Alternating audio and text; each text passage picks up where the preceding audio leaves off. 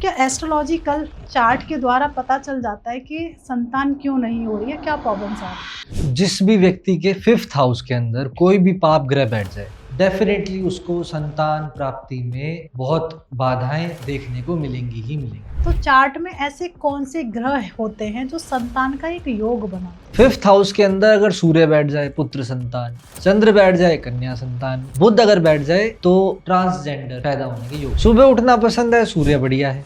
सुबह उठना पसंद नहीं है, सूर्य खराब है। बात बात पे मुंह बना लेते हो, चंद्रमा खराब है। बात बात पे खुश हो जाते हो, अच्छी अच्छी चीजें देखते हो, चंद्रमा बढ़िया है। बहुत एनर्जी के साथ रहते हो, मंगल बढ़िया है। थके हुए रहते हो, खस्सी से रहते हो, मंगल खराब है। 5th हाउस, 2nd हाउस और 11th हाउस, ये तीनों चीजें जब एक साथ एक्टिवेट होंगी, पढ़ाई का योग बनेगा, प्रेम का योग बनेगा, विवाह का योग बनेगा, वर्जिनिटी लूज करने का योग बनेगा। मारण क्रिया, फिर उच्चाटन क्रिया, ये क्या होती है? ये जैसे नहीं होता कि छोटे मोटे पनिशमेंट्स देना, तो क्या सच में ये काम करती है? काम तो करती है। इसकी कोक बंधी हुई है तो वो कौन सी प्रॉब्लम्स फेस करती है? जब आप शारीरिक संबंध बना रहे होगे या बनाने से जस्ट पहले लड़ाई हो, बाल खुले करके कभी भी नहीं निकलते घर से बाहर। तो सबसे बड़ी प्रॉब्लम आती है लोगों को एंजाइटी, डिप्रेशन, ये फेस करना ही पड़ता है। कोई ऐसा कोई उपाय है जिससे इन चीज़ों से बचा? हर रोज शिवलिंग पर जल चढ़ाना शुरू कर दो रूटीन से। शुक्र अगर ज्यादा अच्छा हो जाए तो घर में अफेयर्स चलने शुरू हो जाते हैं। तो थोड़ा सा मैं महामृत्युंजय संस्था के बारे में आपसे इस संस्थान के अंदर विश्व का सबसे बड़ा महामृत्युंजय यंत्र स्थापित है। नमस्कार दोस्तों, आपका स्वागत है एक और नए एपिसोड में। मैं हूं आपकी होस्ट, आपकी दोस्त भारती। कई बार ऐसा देखा जाता है कि कई साल बीत जाते हैं, एक कपल को एक बेबी प्राप्त नहीं होता है। बहुत सारी ऐसी प्रॉब्लम फेस करनी पड़ती हैं। कई बार वो डॉक्टर्स के चक्कर लगाते, आईवीएफ भी कराते हैं, पर वो एक संतान प्राप्ति नहीं हो पाती। क्या कारण मेडिकल है या फिर ग्रहों की कोई ऐसी चाल है जिसकी वजह से ये प्रॉब्लम वो फेस कर रहे हैं? तो आज हम बात करेंगे एस्ट्रोलॉजिकल के बच्चे प्राप्त करने में या बच्चे की प्राप्ति में ये प्रॉब्लम्स क्यों आती है। क्या सच में कुंडली प्रभाव डालती है? कई बार होता है कि बहुत सारी तांत्रिक क्रियाएं ऐसी होती हैं, कहते हैं लोग कि आपकी वाइफ की कोख बांध दी गई है या फिर कोई ऐसी तांत्रिक क्रियाएं की गई हैं जिसकी वजह से संतान प्राप्ति नहीं हो रही है। तो आज हम इस पर चर्चा करेंगे। बहुत सेंसिटिव टॉपिक है जो हर एक व्यक्ति सुनना पसंद करेगा। तो इस पर चर्चा करने के लिए अभी हमारे स्टूडियो में मौजूद हैं एस्ट्रोलॉजर कार्तिक सूरी सर। तो स्वागत करते हैं। राधे राधे सर। राधे राधे जी। कैसे हैं सर? मैं बिल्कुल ठीक हूँ। तो क्या एस्ट्रोलॉजिकल चार्ट के द्वारा पता चल जाता है कि संतान क्यों नहीं हो रही है, क्या प्रॉब्लम्स आ रही है? जिस भी व्यक्ति के 5th हाउस के अंदर कोई भी पाप ग्रह बैठ जाए और शुभ ग्रह उस पर दृष्टि ना डाले, 5th हाउस पाप कर्तरी योग में फंस जाए, डेफिनेटली उसको संतान प्राप्ति में बहुत विलंब, बहुत बाधाएं देखने को मिलेंगी ही मिलेंगी। ओके। और इसकी रही सही कसर उसके पार्टनर के चार्ट से पूरी हो जाती है कि अगर पार्टनर के कुंडली में भी, मतलब मेल की कुंडली में भी अगर ऐसे योग बने हुए हैं और उसको संतान प्राप्त नहीं हो सकती है, तो फिर संतान प्राप्ति में बहुत ज्यादा कष्ट वगैरह आते हैं, बहुत ज्यादा बाधाएं आती ही आती है। ओके। अब बात आती है, जैसे हम स्टार्टिंग थोड़ा मेडिकल से करना स्टार्ट करेंगे। जैसे आईवीएफ की बात होती है, कई बार देखा जाता है कि बहुत सारे पेरेंट्स आईवीएफ करा रहे हैं पर वो फेल हो जाते हैं बार बार। ठीक है, तो इसके पीछे भी ग्रहों की वो चाल है या फिर मेडिकल कहीं ना कहीं फेल हो रहा है? नहीं, ऐसा कुछ नहीं है कि ग्रहों की चाल है। वो हो सकता है कि मेडिकल कंडीशंस कुछ इस तरीके की रही हो, कुछ कभी कभी बॉडी भी अडॉप्टिव नहीं होती है कई चीजों के लिए। तो उनके साथ साथ एस्ट्रोलॉजी जो आप आईवीएफ के अंदर इस्तेमाल कर सकते हो ना, मेडिकल साइंस के अंदर, और एस्ट्रोलॉजी को अगर हम डालना चाहें तो आईवीएफ जैसी जो चीज है वो एक फायदा देती है हमें। वो ये फायदा देती है कि हमें प्लान करने का मौका मिल सकता है, अपने संतान को प्लान करने का मौका मिल सकता है। इसका मतलब ये हुआ कि आपको कब संतान प्राप्त करनी है, जब ग्रह उच्च के बैठे हों, जब ग्रह पॉजिटिव बैठे हों, जब ग्रहण कम से कम हो उस ड्यूरेशन में, गर्भाधारण संस्कार के ड्यूरेशन में, जब आपके नक्षत्र पॉजिटिवली प्लेस्ड हों, जब सारे योग आपकी कुंडली के पूरे बनते हों, तब आप प्लान करो संतान। आईवीएफ का इस्तेमाल आप इस तरीके से कर सकते हो। मतलब एस्ट्रोलॉजी में आप किसी भी ग्रह को इस तरीके से आप मोल्ड कर सकते हो। मतलब आपको पता है, क्योंकि चाल आपके पास है ग्रह की, कि आज जैसे सूर्य नीच राशि का है तो आज से 1 महीने बाद सूर्य नीच राशि से निकल जाएगा। इस नीच राशि के दौरान जो भी बच्चा पैदा होगा उसका सूर्य डिस्टर्ब्ड होगा, जाहिर सी बात है। उसको मानसिक रोग होंगे, उसके पिता से नहीं बनेगी, उसको जरूरत से ज्यादा कष्ट होगा, उसको लीडरशिप क्वालिटीज वाले गुण उसके अंदर नहीं होंगे। और वहीं सूर्य उच्च का अगर आपको प्राप्त हो जाए संतान, तो उसके अंदर लीडरशिप क्वालिटीज होंगी, पिता से बहुत अच्छी बनेगी, रोब होगा, रुतबा होगा, राजा जैसी पर्सनैलिटी होगी। ये तो एक प्लैनेट का बताया मैंने, ऐसे सभी प्लैनेट्स के बारे में है। वो सभी प्लैनेटरी पोजीशंस चेक करके कि आपको बच्चा चाहिए सुंदर चाहिए, आपको बच्चा चाहिए क्रिएटिव चाहिए, आपको बच्चा चाहिए राजा जैसे रोब का चाहिए, इमोशनल चाहिए, संस्कारी चाहिए। संस्कार तो वैसे माता पिता पर ज्यादा डिपेंड करते हैं, बट उनकी सुने, आज्ञाकारी चाहिए, आपको संतान चाहिए, आपको मतलब बोल्ड पर्सनालिटी की IAS IPS टाइप बनाना है आपको उसको कुछ, तो आप वो सब चीजें प्लान कर सकते हो with the help of IVF as well as astrology. Okay, जैसे अभी आपने कहा कि हम इस तरीके से बेबी प्लान कर सकते हैं IVF के द्वारा, पर माता पिता की कुंडली है, हाँ, उसके अकॉर्डिंग जैसा वो चाह रहे हैं कि मेरा बच्चा इन फ्यूचर IAS PCS बने, हाँ, पर एक माँ बाप की कुंडली से भी तो पता चल जाता है कि इन फ्यूचर इनका बेबी किस तरीके का हो सकता है। बिल्कुल पता लग जाता है। ठीक है, तो हाँ, वो ये गलत वे में नहीं चला जाएगा कि वो चाह कुछ और रहे हैं और हम किसी और की प्लानिंग कर रहे हैं। देखो, सबसे पहले तो ये बात माता पिता से ही कंसल्ट करके ली जाएगी, राइट। ठीक है, पहली चीज। दूसरी चीज, जो मेजर प्लैनेट्स हैं उसके major planet Saturn, Rahu Ketu और जुपिटर, ये प्लैनेट्स वो हैं जिनका ड्यूरेशन सन के चारों तरफ घूमने का 12 साल या इससे ऊपर का है। राहु केतु का 18 साल है, शनि का 30 साल है, जुपिटर का 12 साल है जी। अब मुझे बेबी प्लान करना है अगले साल या उससे अगले साल या उससे अगले साल, मतलब 3 साल की विंडो है मेरे पास, राइट, ठीक है। अब 3 साल की विंडो है तो मैं छोटे छोटे जो प्लैनेट्स है, बुध है, चंद्रमा है, सूर्य है, सूर्य की हर महीने की चाल होती है जी। चंद्रमा की 2.25 दिन की चाल होती है कि वो एक राशि में 2.25 दिन रुकेगा, ऐसे ही 27 दिन में वो साइकिल पूरी करता है जी। सन की 30 1 साल की चाल होती है, 1 महीना वो एक राशि में रहता है। बुध भी ऑलमोस्ट 40 दिन ऐसे रहता है, शुक्र भी 40-50 दिन इस तरीके से रहता है, मंगल भी इसी तरीके से रहता है। अब ये प्लैनेट्स तो मेरे पास आ सकते हैं कि मैंने मार्च में प्लान करना है, जून में प्लान करना है, दिसंबर में प्लान करना है, ठीक है। बट मेजर प्लैनेट्स जो हैं जिनकी 1 साल से ऊपर की चाल है, जैसे राहु केतु, शनि, जुपिटर 1 साल, अब इनकी चाल तो मेरे को छोटी विंडो मिलेगी ना, राइट, भाग्य वहां से काम कर जाएगा। ओके। अब राहु केतु, अब जैसे जुपिटर है, जुपिटर आज चल रहा है उच्च का, 0 डिग्री का है, अब अगले साल इसी समय तक वो उच्च का रहेगा, ठीक है। इसके बाद सिंह में चला जाएगा, उसके बाद कन्या में चला जाएगा। अब जो संतान इस वर्ष पैदा हुई है वो comparative to Singh, comparative to Kanya ज्यादा धार्मिक होगी, ज्यादा दयावान होगी, ज्यादा स्पिरिचुअल होगी, ज्यादा प्रॉस्पेरिटी वाली हो सकती है। ये सब कंडीशंस है, उसमें हमें प्लान करना होता है संतान कि आप कब प्लान कर सकते हो। ओके। इसमें मेजर प्लैनेट्स आपने कंट्रोल में कर लिए, माइनर प्लैनेट्स आप कंट्रोल कर सकते हो। कैसे? कि आप इस मंथ में प्लान कर लो कि आज से 9 महीने बाद में ये चीज हो सकती है कि आपका मई के अंदर अगर बच्चा पैदा होता है कि 9-10 मई के आसपास, तो आपका जो सूर्य है वो उच्च का होगा। पर यहाँ पर चंद्रमा फिर पकड़ में नहीं आता, क्योंकि चंद्रमा की तो 2.25 दिन का अब चंद्रमा के लिए और हमें स्पेसिफिक जाना पड़ता है कि आप तारीख चुन रहे हो तो इस तारीख से लेकर इस तारीख तक 2-3 दिन का टाइम आएगा। उसके बाद एक और जगह पर मात खाई जा सकती है, वो है टाइम, कि किस समय। दिन भी डिसाइड कर लिया कि 8 मई को बच्चा पैदा होगा, सूर्य उच्च का होगा। इसका क्या हो अगर वो सूर्य अष्टम भाव में चला जाए तो, क्या हो सूर्य लगन के अंदर राहु आ जाए तो जी। ये भी तो पॉसिबिलिटी है ना कि नेचर से आप नहीं लड़ सकते, बट उसके लिए भी ऑपरेशंस आजकल अवेलेबल है कि आप टाइम बता दो डॉक्टर को कि जी मुझे 9:30 बजे संतान चाहिए, 9:30 बजे ले लो। पर हर बार पॉसिबल नहीं होता ना, क्योंकि नेचर प्रकृति के साथ आप खिलवाड़ नहीं कर सकते, वो बिल्कुल ठीक बात है। बट धीरे धीरे विज्ञान और तरक्की पे आ जाएगा। आज से 50 साल पहले IVF के बारे में कोई सोच भी नहीं सकता था कि मुझे कब बच्चा प्लान करना है तो मैं ऐसे करूं। उसके लिए बकायदा पूरी कैलकुलेशन होती थी, राइट, कि कब कौन सा ग्रह रश्मियां हैं, वो ये एस्ट्रोलॉजिकल कैलकुलेशन अब आप IVF के थ्रू और ज्यादा इजीली कर सकते हो। ओके, जैसे अभी आपने एक बात कही, थोड़ा सा डिफरेंट मैं आपसे ये क्वेश्चन करना चाहती हूँ। कहते हैं कि जो हमारा एस्ट्रोलॉजिकल जो चार्ट बनता है वो हमारे कर्मों के आधार पे बनता है जी, ठीक है।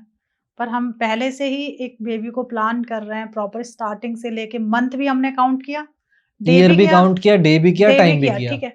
तो कहीं ना कहीं हम प्रगति के साथ खिलवाड़ तो कर ही रहे हैं, जो उसके कर्मों को भी हम क्या इस तरीके से बदल सकते हैं? नहीं, मैं बताता हूँ आपको। जी। ऐसा तो है नहीं कि आपके जो आपने संतान प्लान करी है वो आपके बुद्धि के अनुसार सामाजिक दृष्टिकोण से, आध्यात्मिक दृष्टिकोण से एक आत्मा, जीवात्मा आपके गर्भ में आएगी और वो जन्म ले लेगी पृथ्वी पर। तो ये तो आपने एक बायोलॉजिकल हैक निकाल लिया ना। ये तो आपने टेक्नोलॉजी का और स्पिरिचुअल साइंस को कंबाइन करके एक प्रोडक्ट निकाल दिया। अब जैसे हम पानी पीते हैं, पानी पहले हम नदी में जाके पी लिया करते थे, आजकल पैक्ड बिस्लेरी बॉटल्स आ रही हैं। राइट। तो वो क्या प्रकृति के साथ खिलवाड़ कर दिया हमने, अपग्रेड कर लिया खुद को। पहले सब्जियां हुआ करती थी, पहले की सब्जियां आज से 100 साल, ज्यादा पहले की नहीं, सिर्फ 100 साल पहले की सब्जियां देख लो और आज की सब्जियां देख लो, जमीन आसमान का फर्क है। केले में बीज होते हैं, जो ओरिजिनल जंगली केला होता है उसके अंदर बीज होते हैं, पर आज हम बाजार से केला लेकर आते हैं उसमें बीज होते हैं? नहीं, हमने हाइब्रिड कर दी चीजें, तो वो प्रकृति के साथ खिलवाड़ कर दिया। जो गाय 2 लीटर दूध दिया करती थी वो आज के समय पर 20 लीटर दूध देती है। प्रकृति के साथ खिलवाड़ हो गया, थोड़ा चेंज किया, वो हाइब्रिड किया ना चीजों को। वैसे ह्यूमंस क्यों नहीं हो सकते हाइब्रिड? और ऐसे हो रहे हैं, स्पर्म्स बैंक खुले हुए हैं जिसके अंदर एक योग्य उच्चतम क्वालिटी का स्पर्म आपको मिल रहा है और वो आप IVF के थ्रू करवा सकते हैं, वो बिक रहे हैं, वो बिजनेस बन चुका है ऑलरेडी। राइट, वो चीज है।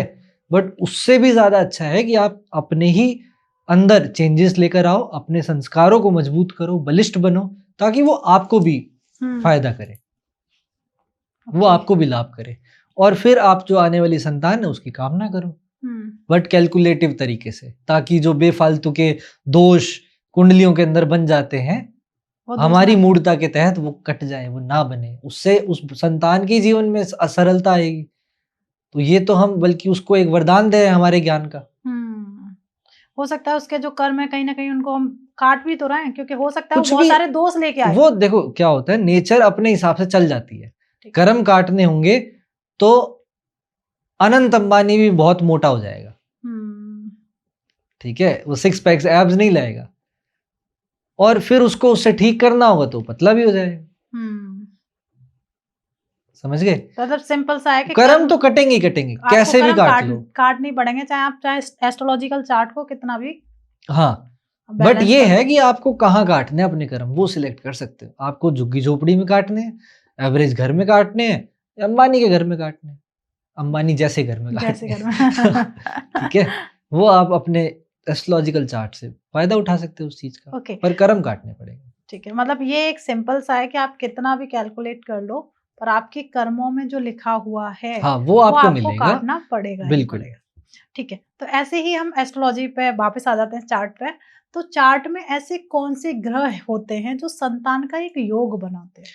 5th हाउस के अंदर अगर सूर्य बैठ जाए पुत्र संतान, चंद्र बैठ जाए कन्या संतान, मंगल बैठ जाए पुत्र संतान, बुध बैठ जाए, अगर अकेला बैठा है, ये काफी रिस्की बात बोल रहा हूं मैं, बुध अगर बैठ जाए तो ट्रांसजेंडर पैदा होने के योग बनते हैं। ओके, ठीक है, अगर बुध बैठ जाए तो। इसके साथ और भी कैलकुलेशंस मायने रखी जाती हैं, बट ये मेजर है। ये मैं ओवरऑल दे रहा हूँ, जरूरी नहीं है कि ये 100% सही हो। जैसे शनि अगर बैठ जाए तो पुत्र ही देता है, पर देखें ऐसे लोग पुत्र भी हैं, बट वो एग्जैक्ट नहीं है चीज, क्योंकि उसके साथ कई सारे और एस्पेक्ट्स हैं जो पॉडकास्ट में कवर करने पॉसिबल नहीं है। बट ओवरऑल ये होता है, मतलब कह सकते हैं 60-70%, 80%, हाँ, ये चीज सटीक जाती है। शुक्र बैठ जाए कन्या संतान, राहु केतु बैठ जाए अबॉर्शन, राहु बैठ जाए मिसकैरेज, ठीक है, या हो सकता है कि संतान खराब पैदा हो, अपंग टाइप पैदा हो, कम अंग वाली पैदा हो, अगर राहु बैठता है। हाँ, अगर राहु बैठ जाए और राहु बिगड़ा हुआ हो तो। एक चीज और मैं थोड़ा सी से रिलेटेड, अगर ये बिगड़े हुए की क्या पहचान होती है? कि बिगड़े हुए की पहचान, राहु बिगड़ा हुआ है, केतु है, शनि है, एक ग्रह है, हमेशा सुनते हैं, और तो फिर उसे एक बिगड़ा हुआ किस तरीके से कह सकते हैं कि बिगड़ा हुआ है और आपका ग्रह बहुत अच्छा है? ये दो चीजें आती है, मेरा चंद्रमा बहुत अच्छा है, मेरा गुरु बहुत अच्छा है, तो इसकी डेफिनेशन क्या है? इसकी डेफिनेशन एक उदाहरण से समझो जी। जिस किसी की भी कुंडली के अंदर अच्छा ग्रह हो तो पता कैसे चले कि अच्छा ग्रह हो? राइट। सिर्फ इतनी सी बात है कि उस अच्छे ग्रह का उसको अच्छा रिजल्ट मिल रहा है, या फिर दूसरे तरीके से समझो कि उस अच्छे ग्रह से वो आदमी जानता है कि अच्छे रिजल्ट कैसे लेने हैं जी। चाहे वो दिनचर्या से ले रहा हो, चाहे वो पढ़कर ले रहा हो, चाहे वो प्लानिंग करके ले रहा हो, चाहे वो प्यार से बोल के ले रहा हो, चाहे वो कैसे मर्जी ले रहा हो। ठीक है। खराब ग्रह हो तो जिस किसी की भी कुंडली में खराब ग्रह होगा तो वो उन ग्रहों से खराब रिजल्ट ले रहा है। सिंपल बात है ये। ओके। बहुत सिंपल बात है। इस चीज से आप समझ सकते हो ग्रह खराब है का मतलब ये है कि मैं उससे क्या रिजल्ट ले, मेरे लिए वो ग्रह कैसा है वो जांचना जरूरी है। वो जांचना जरूरी है कि मैं शनि अगर मेरी कुंडली में खराब बैठा है तो मैं शनि से गलत रिजल्ट ले रहा हूं, शनि के नेगेटिव ट्रेड्स को एक्सेप्ट कर रहा हूं instead of taking positive traits. जो आदमी सारी उम्र 10 बजे से पहले नहीं उठा, अगर आप उसको बोल दोगे कि सुबह ब्रह्म मुहूर्त में उठ, तो उसके लिए कितना कष्टकारी होगा? बहुत ज्यादा। ठीक, अब कितना कष्टकारी होगा? 1 से 10 के पैरामीटर में हम मान लेते हैं कि 9, कि उसके लिए सुबह 4 बजे उठना 9 कष्टकारी रहेगा। एक आदमी जो स्पोर्ट्स पर्सन है उसके लिए कितना कष्टकारी होगा? उसके लिए नहीं होगा ब्रह्म मुहूर्त में उठना। समझ आ गई जी। तो उसके लिए कष्टकारी नहीं होगा, उसके लिए 10 बजे तक सोना कष्टकारी रहेगा। हाँ समझ गए। तो सैटर्न ये चीज करता है, तो वो सुबह तो उठाएगा दोनों को, कष्टकारी कितना किसके लिए है वो उसकी साइकोलॉजी पे डिपेंड करता है कि ट्रेड्स कैसे हैं उसके। ओके, मतलब कहने का मतलब ये है कि अगर आप इजीली उस काम को कर रहे हो, वो जो ग्रह को रिप्रेजेंट कर रहा है, तो आपके लिए वो ग्रह बहुत अच्छा है। अगर वही ग्रह आपके लिए जो भी कार्य हैं, जैसे मान लेते हैं जैसे आपने सुबह कहा, या फिर स्पोर्ट्स में बहुत अच्छा है, और स्पोर्ट एक होता जबरदस्ती फैमिली के प्रेशर में कर रहा है, तो कहीं ना कहीं मंगल उसका खराब है, जबरदस्ती कर रहा है। अगर वो उसे एंजॉय कर रहा है तो उसका मंगल अच्छा है। ठीक है, इतनी सिंपल सी बात है। तो आप ये खुद जांच सकते हैं मेरे हिसाब से। सुबह उठना पसंद है, सूर्य बढ़िया है। सुबह उठना पसंद नहीं है, सूर्य खराब है। बात बात पे मुंह बना लेते हो, चंद्रमा खराब है। बात बात पे खुश हो जाते हो, अच्छी अच्छी चीजें देखते हो, चंद्रमा बढ़िया है। बहुत एनर्जी के साथ रहते हो, मंगल बढ़िया है। थके हुए रहते हो, खस्सी से रहते हो, मंगल खराब है। बहुत दिमाग चला लेते हो, दूसरों को अच्छी एडवाइस देते हो, बुद्धिमान हो, बुध अच्छा है। चतुराई करते हो, चालाकपना करते हो, बुध खराब है। गुरु अच्छा कैसे पता लगे? गुरु अच्छा होता है उसका जो पढ़ता है, जो अच्छी इंटेलेक्चुअल चीजें देखता है, तो गुरु अच्छा है। बड़ों का सम्मान करता है, संस्कार है, मन में दया है, तो गुरु अच्छा है। मन में दया नहीं है, सड़क पे पत्थर मार दिया कुत्ते को, तो गुरु खराब है। तो गुरु खराब है आपका। आपके अंदर इतनी संवेदनहीनता आ चुकी है कि आप किसी को भी कुछ भी कर सकते हो और आपको कण बराबर फर्क नहीं पड़ता, तो गुरु आपका खराब है। शुक्र बढ़िया परफ्यूम, नहा धोकर साबुन से नहाते हो, अच्छे प्रेस करे हुए कपड़े पसंद है, तो शुक्र बढ़िया है। दे दे भाई कुछ भी पहन लूंगा, शुक्र खराब है। एक स्टैंडर्ड हो ना व्यक्ति का। शनि आलस करते हो हर एक काम में, अच्छा अभी तो टाइम पड़ा है ना, कर लूंगा मैं, शनि खराब है। टाइम पड़ा है, उसके अलावा और भी बहुत काम है मेरे को, चल कर लेता हूँ, शनि बढ़िया है। राहु केतु, मुझे आज ये करना है, ये करना है, ये करना है, ये करना है, राहु बढ़िया है। मुझे आज क्या करना है वो कर लेता हूँ, नहीं नहीं ये कर लेता हूँ, कंफ्यूजन। राहु खराब है। केतु, चलो चलो सब मिलके चलते हैं, केतु बढ़िया है। नहीं अकेला रहना पसंद है, केतु खराब है। इतना सरल तरीका है। और आज आपने सही बोला, और मुझे लगता है मेरी ऑडियंस को ये चीज समझ में आ गई होगी कि वो अपने आप ही बिना कुंडली देखे भी पता कर सकते हैं कि मेरा ग्रह कौन सा अच्छा है और कौन सा खराब। बिल्कुल ऐसी मतलब एस्ट्रोलॉजिकल ही आता है कि आपकी जो जन्म कुंडली होती है उसमें संतान योग बनता है। जैसे आपने पंचम भाव के लिए बता दिया कि पंचम भाव से कनेक्ट होता है, ऐसे ही संतान बाधा योग भी बनता है। तो वो किस तरीके से देखा जाता है? वो भी 5th हाउस से ही हम कंसीडर करते हैं। ठीक है। 5th हाउस, 2nd हाउस और 11th हाउस, ये तीनों चीजें जब एक साथ एक्टिवेट होंगी तब आपकी कुंडली में निश्चित रूप से प्रेम का योग बनेगा। उम्र के हिसाब से है, पढ़ाई का योग बनेगा, प्रेम का योग बनेगा, विवाह का योग बनेगा, वर्जिनिटी लूज करने का योग बनेगा, और संतान का योग बनेगा। ओके।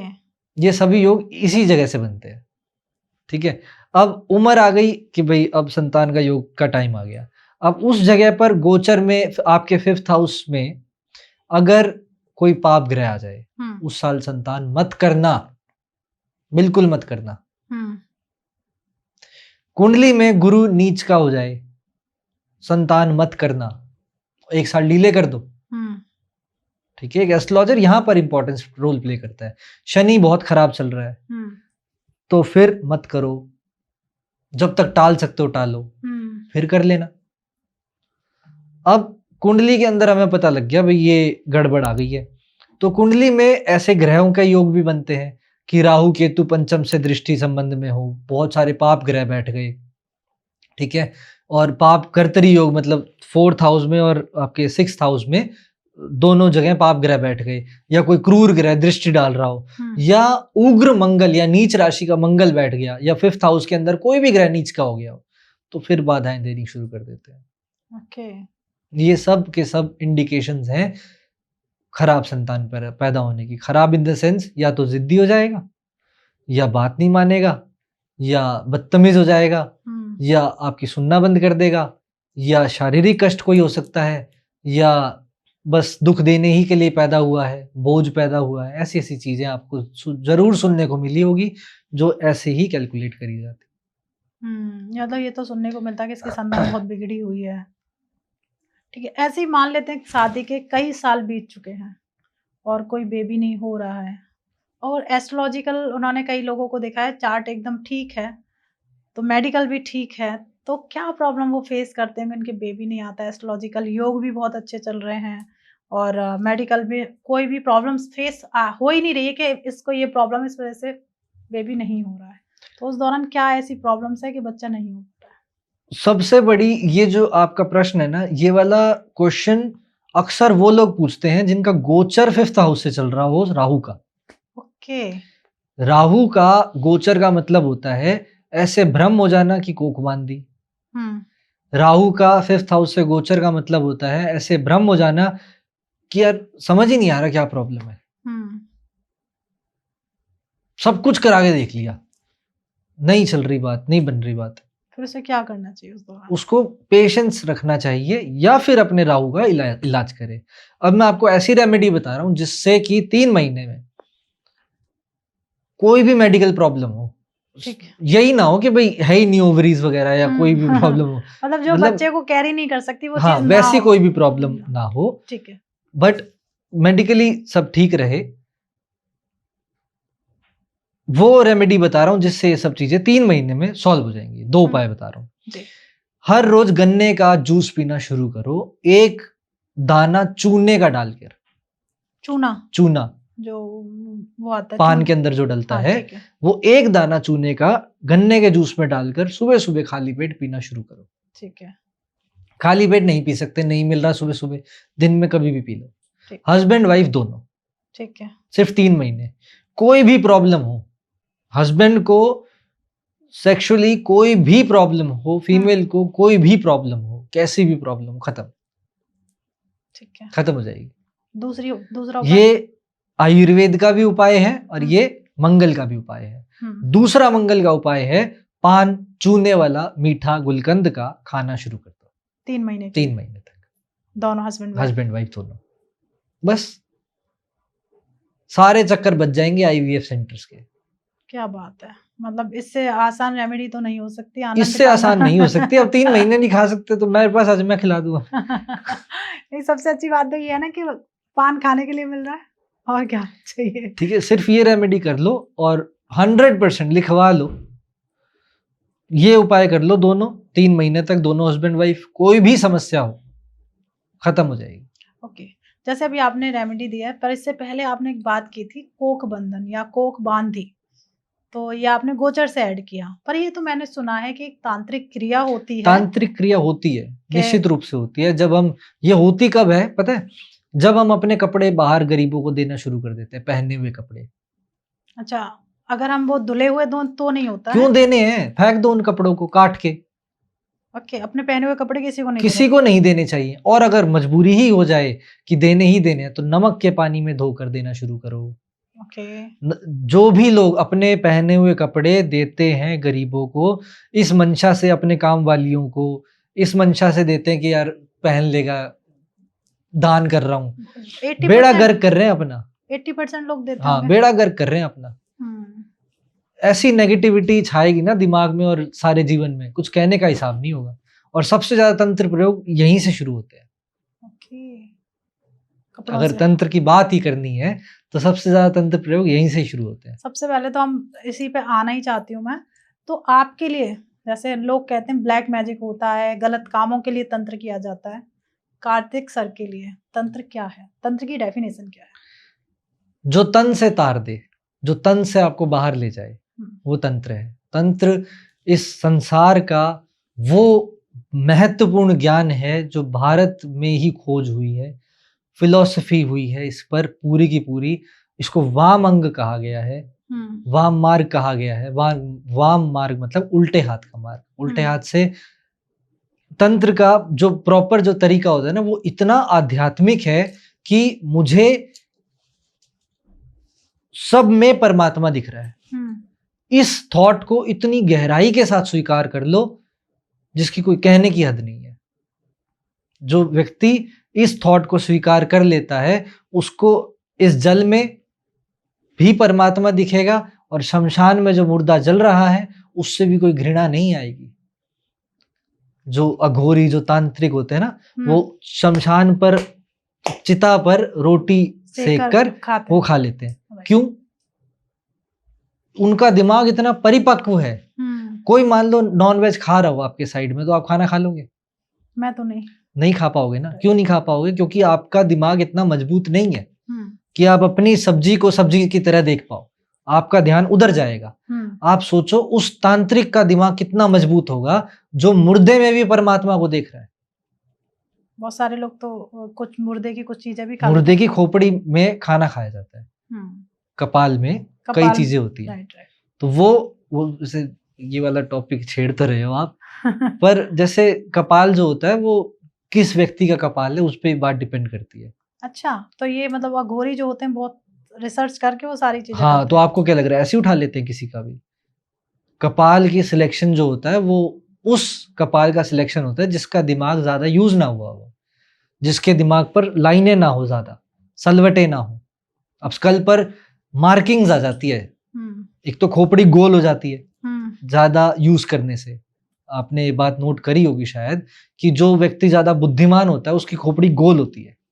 मैंने नहीं करी होगी।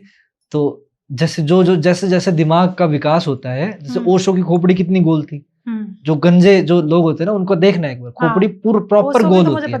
और कुछ लोगों की खोपड़ी गोल नहीं होती, कुछ लोगों की यहाँ से बड़ी हुई है, यहाँ से बड़ी हुई है, कुछ अनइवन सी होती है, चोट लगने की वजह से हो, कैसे भी हो।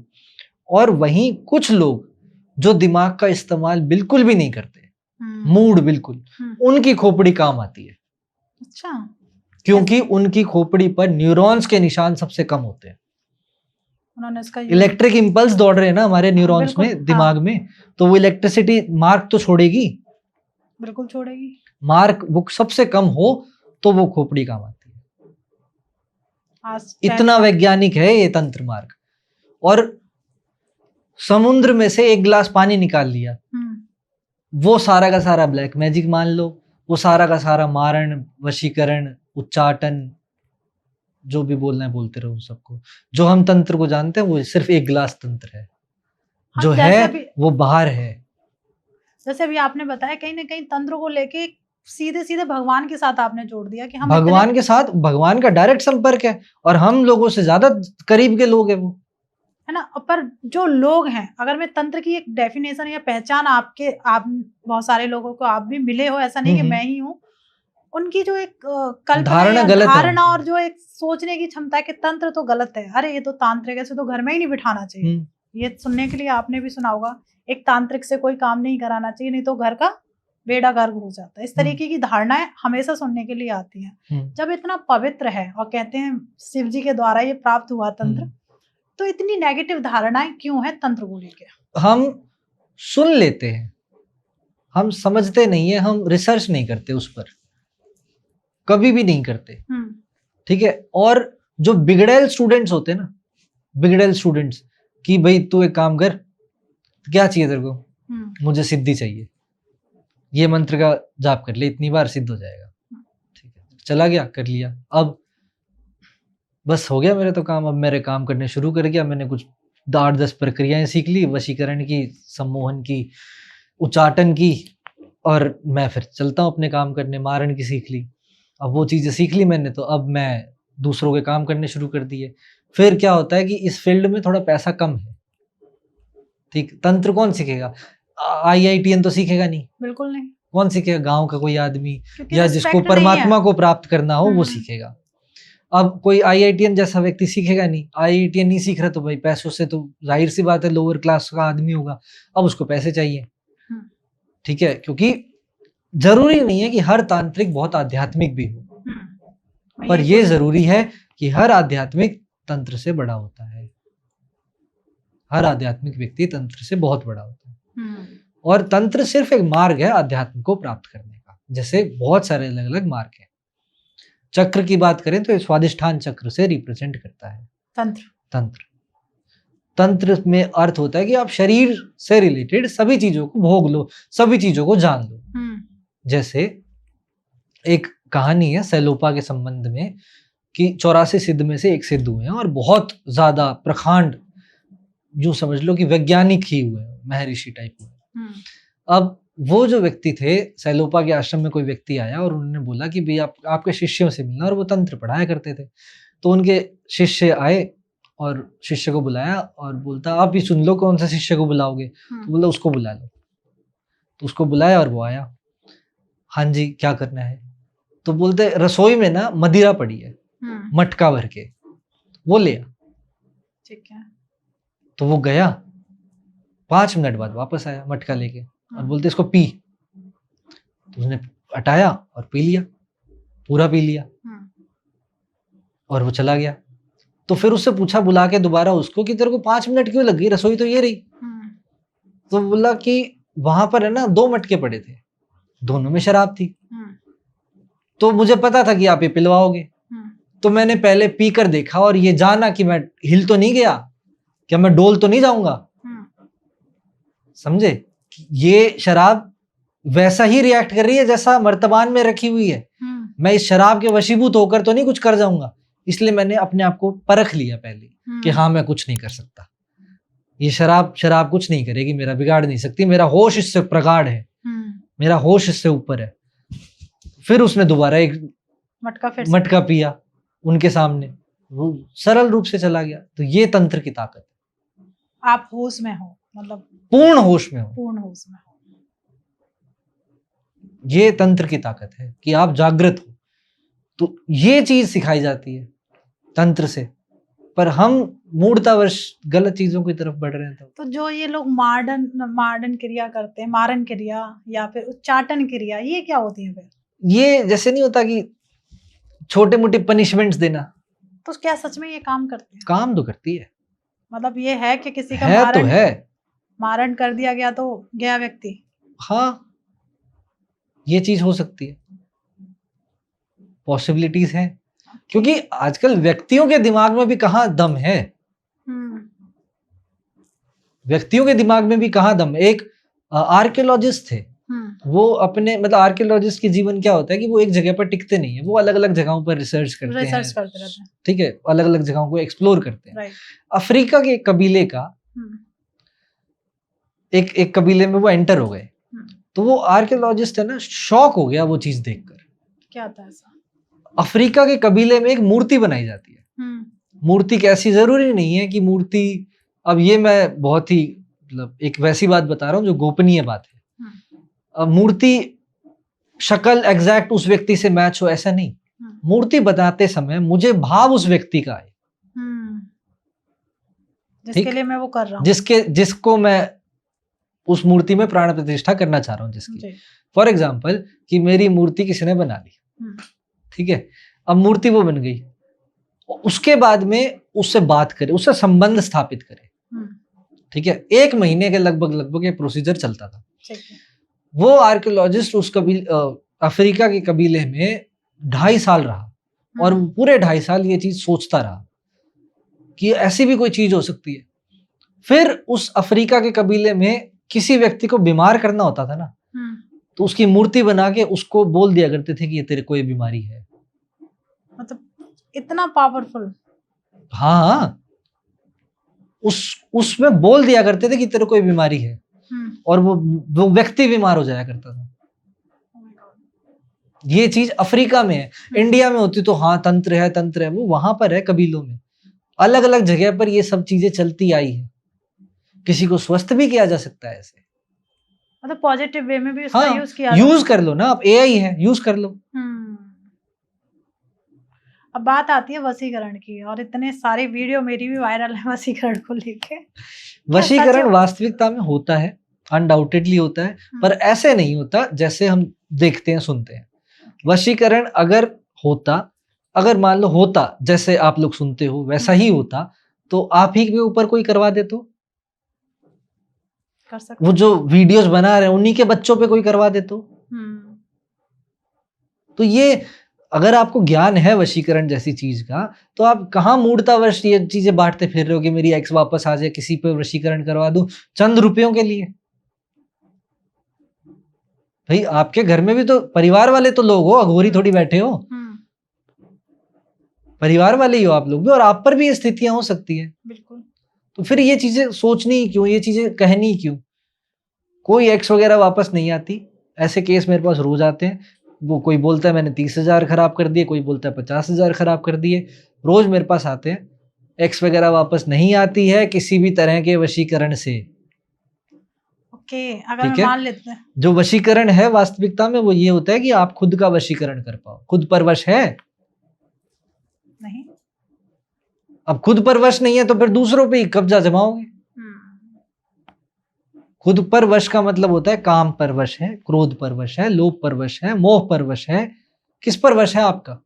अपने दिल की धड़कन पर वश है, अपने तापमान पर वश है। उबासी आए तो उबासी रोक सकते हो, आंख बिना झपकाए रह सकते हो, खुद चाहकर भी सो सकते हो, खुद चाहकर उठ सकते हो। क्या कर सकते हो आप? कुछ नहीं।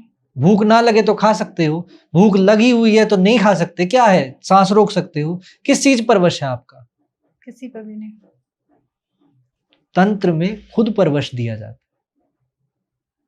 और ये फिर डिफाइन करता है आज्ञा चक्र को। कि पहली बार व्यक्ति आज्ञा देनी शुरू करता है, आज्ञा माननी शुरू करता है। कृष्ण सारथी बने हुए हैं कई घोड़ों के, अर्जुन पीछे है। टेक्निकली सोचने वाली बात है कि यार कृष्ण भगवान है और वो सारथी है। कृष्ण आत्मा है, कृष्ण होश है, कृष्ण कॉन्शियसनेस है। उसी के हाथ में अपनी काम वासनाओं के, अपने इंद्रियों के घोड़े पकड़ाओ, और फिर देखो क्या चलता है अर्जुन बन के। ये रिप्रेजेंटेशन है उस फिगर का। तो तंत्र हमें ये सब सिखाता है। ये है वास्तविक मूल स्वरूप तंत्र का। जो बदनाम हो रखे हैं या बदनाम कर रखा है वो कर रखा है, बट वो गलत है, जेन्युइन गलत है। कि एक इतनी पाक, इतनी होलिस्टिक अप्रोच, इतनी डिफरेंट वे ऑफ लाइफ को आपने इतना नीचे तले पर गिरा रखा है, इतने नीचे के स्तर पर गिरा रखा है कि कुछ लाइक्स के लिए, कुछ व्यूज के लिए, कुछ पैसों के लिए आप इस परम ज्ञान को ऐसा दूषित करोगे। पर ये चीज दूषित तो है। हाँ, वही मैं कह रहा हूँ आपको। तो एक चीज और, जैसे अभी आपने बताया कि तंत्र को बहुत अच्छी तरीके से, और मैं भी उसी नजरिए से तंत्र को देखती हूँ, और इसलिए मैं शायद तंत्र पे बहुत सारे पॉडकास्ट करती हूँ, मुझे एक सही आंसर मिल जाए। अब बात आती है कि तंत्र से रिलेटेड ही कहते हैं कि करड़ पिशाचनी होती है, डंकनी होती है, मतलब डाकनी, और आप डेढ़ फुटिया, बहुत सारे नाम लिए जाते हैं तंत्र से रिलेटेड। क्या ये सच में होते हैं? इनको सच में इनकी साधना करके क्या ये आपके पास आके आपकी सारी प्रॉब्लम्स को सॉल्व कर सकते हैं? इनकी वजह से कितनी प्रॉब्लम्स होते हैं नहीं पता। कर्ण पिशाचनी सिद्ध किया हुआ व्यक्ति सड़कर मरता है। ये बताइए आपको बात किसी ने? नहीं। बस ये बता दिया कर्ण पिशाचनी सिद्ध हो जाए तो फिर आपके कान में वो चीजें बतानी शुरू कर देगी। हाँ, मतलब उसका क्या, आप उसके साथ फिजिकल रिलेशंस बना सकते हैं। लोग कम पड़ गए, अब ये चीजें चाहिए तुम्हें? मतलब यही सारे पॉइंट्स मैं कह तो रहा हूं आपको। वो चीजें होती हैं, उनका पूरा एक अलग डिपार्टमेंट है, पूरी एक अलग साइंस है उन चीजों की, वो चीजें होती हैं। बट एक आम आदमी को, जिसको गृहस्थी बसानी हो, जिसको जीवन व्यापन करना हो, जिसको संसार चलाना हो, उसको ये सब चीजें नहीं पढ़ना चाहिए, भूल के भी नहीं पढ़ना चाहिए, और इन सब चीजों से जितना हो सके दूर भागना चाहिए। नहीं भागोगे, ऐसी जगह फंसोगे जाके जहां कुछ नहीं होगा, पानी देने वाला कोई आदमी नहीं होता। तंत्र में फंस गए, मतलब इन चीजों में अगर फंस गए तो साधना में। तो जैसे लोगों को कहते हैं कर्ण प्रसादनी, जो लोग सिद्ध करते हैं अपने बहुत सारे सड़ कर कीड़े जो पड़ते हैं ना, वो उन्हीं लोगों के पड़ते हैं, कीड़े लग कर मरते हैं ऐसे लोग। तो ये लोग क्यों इस चीज के पीछे पड़े हैं? क्षणिक लोभ के कारण। मैं क्या तो रहा हूं, आज्ञा चक्र खुलने के बाद में बहुत सारी चीजें के सिद्ध आप हो जाते हो। अब मुझे मान लो कि कर्ण पिशाचनी सिद्ध है, आप मेरे पास आए कि मुझे मेरे बारे में बताओ, वो बता दिया, भाई आपकी शादी हो चुकी है, आप ऐसे ऐसे पर्सन हो, 2 बच्चे हैं, ये है वो है, फलाना दिखना, सब बता दिया। आप तो मेरे चरणों पे हो अब। बिल्कुल ठीक। अब आप चरणों पे हो मेरे, तो ऐसे मेरे को रस आने लगेगा, उसको बोलते हैं पद मद। पद का रस आने लग जाता है, जो पद पे मद हो जाता है। ठीक है। अब वो पद मद हो गया अगर, तो फिर करता रहे, कितनी भीड़ इकट्ठी कर ले, कितने लोगों को ले आए, कितनी चीजें कर ले। अब कितने लोगों को लाएगा, कितने चीजें करेगा, अंत तो फिर अलग ही है ना उसका। ये तो टेम्परेरी चीज थी कि तुझे सिद्ध हो गई, ठीक है, शौक पूरा कर लिया तूने, अब आगे बढ़, परमात्मा की खोज कर। किसी को बताना ही क्यों है तूने? अगर बताना ही है तो अनिष्ट जो होने वाला है उसके साथ, उसके लिए कुछ बता दे, अगर तेरी क्षमता है तो। नहीं तो किसी के अंदर का भविष्य जानना ही क्यों है तुझे? उसके लिए ज्योतिष है, कैलकुलेटिव तरीके से आप पता लगा सकते हो, क्यों किसी दूसरी आसुरी शक्ति की सहायता लेनी है? बिल्कुल, जैसे अभी आपने कहा कि कोई व्यक्ति आता है उसके बारे में बता देते, पर मैं एक एस्ट्रोलॉजर्स बहुत सारे ऐसे हैं जो आपके कुंडली को देख के आपके भविष्य सब कुछ बता देते हैं। जो एक व्यक्ति आपको बता रहा है वो मुझे लगता है कुंडली भी बता रही है। हाँ भाई, तरीके हर चीज के है ना भाई। आप यहाँ से कोरियर करवा दो कोई चीज कहीं पर, या हाथ उठा कर दे आओ, या ज़ेप्टो करवा लो, सब चीजें 10 मिनट का उपलब्ध भी है, 2 दिन का भी है और 10 घंटे का भी है, सब चीजें अवेलेबल है। राइट। आप पर डिपेंड करती है। अब आप अपनी एनर्जी वेस्ट करना चाहते हो, या आपने ज़ेप्टो कर लिया, किसी आदमी को बोल दिया भाई वहां दे आइए। एक चीज और, जैसे कार्तिक सर, जैसे अब पता चल जाता है कि किसी व्यक्ति के ऊपर तंत्र हो रखा है, लोगों ने अपनी मूर्खता के चक्कर में किसी के ऊपर तंत्र कर दिया। हाँ। अब सबसे बड़ी बात आती है हमारी भोली जनता, जिसे ये पता ही नहीं होता कि मेरे ऊपर क्या हो रखा है। तो क्या सिम्टम्स होते हैं कि इसके ऊपर तंत्र क्रिया हो रखी है, और ये सिम्टम्स वो फेस करेगा, सिर्फ पता चल जाए? जिस किसी पर भी तंत्र क्रिया हुई हुई होती है, सबसे पहले तो उसका ऑरा बहुत नेगेटिव, रंग काला पड़ने लग जाएगा, जैसे दिया बुझ नहीं जाता वैसा होना शुरू हो जाएगा, चिड़चिड़ा हो जाएगा, अकेलापन में रहना शुरू कर देगा, डार्क जगहें सूट करेंगी, डार्क जगहों पर ही रहेगा। वो इसलिए नहीं कि वो अब बाहर नहीं आना चाहता, उसको अब वो सूदिंग लगने लग गया है। ठीक है।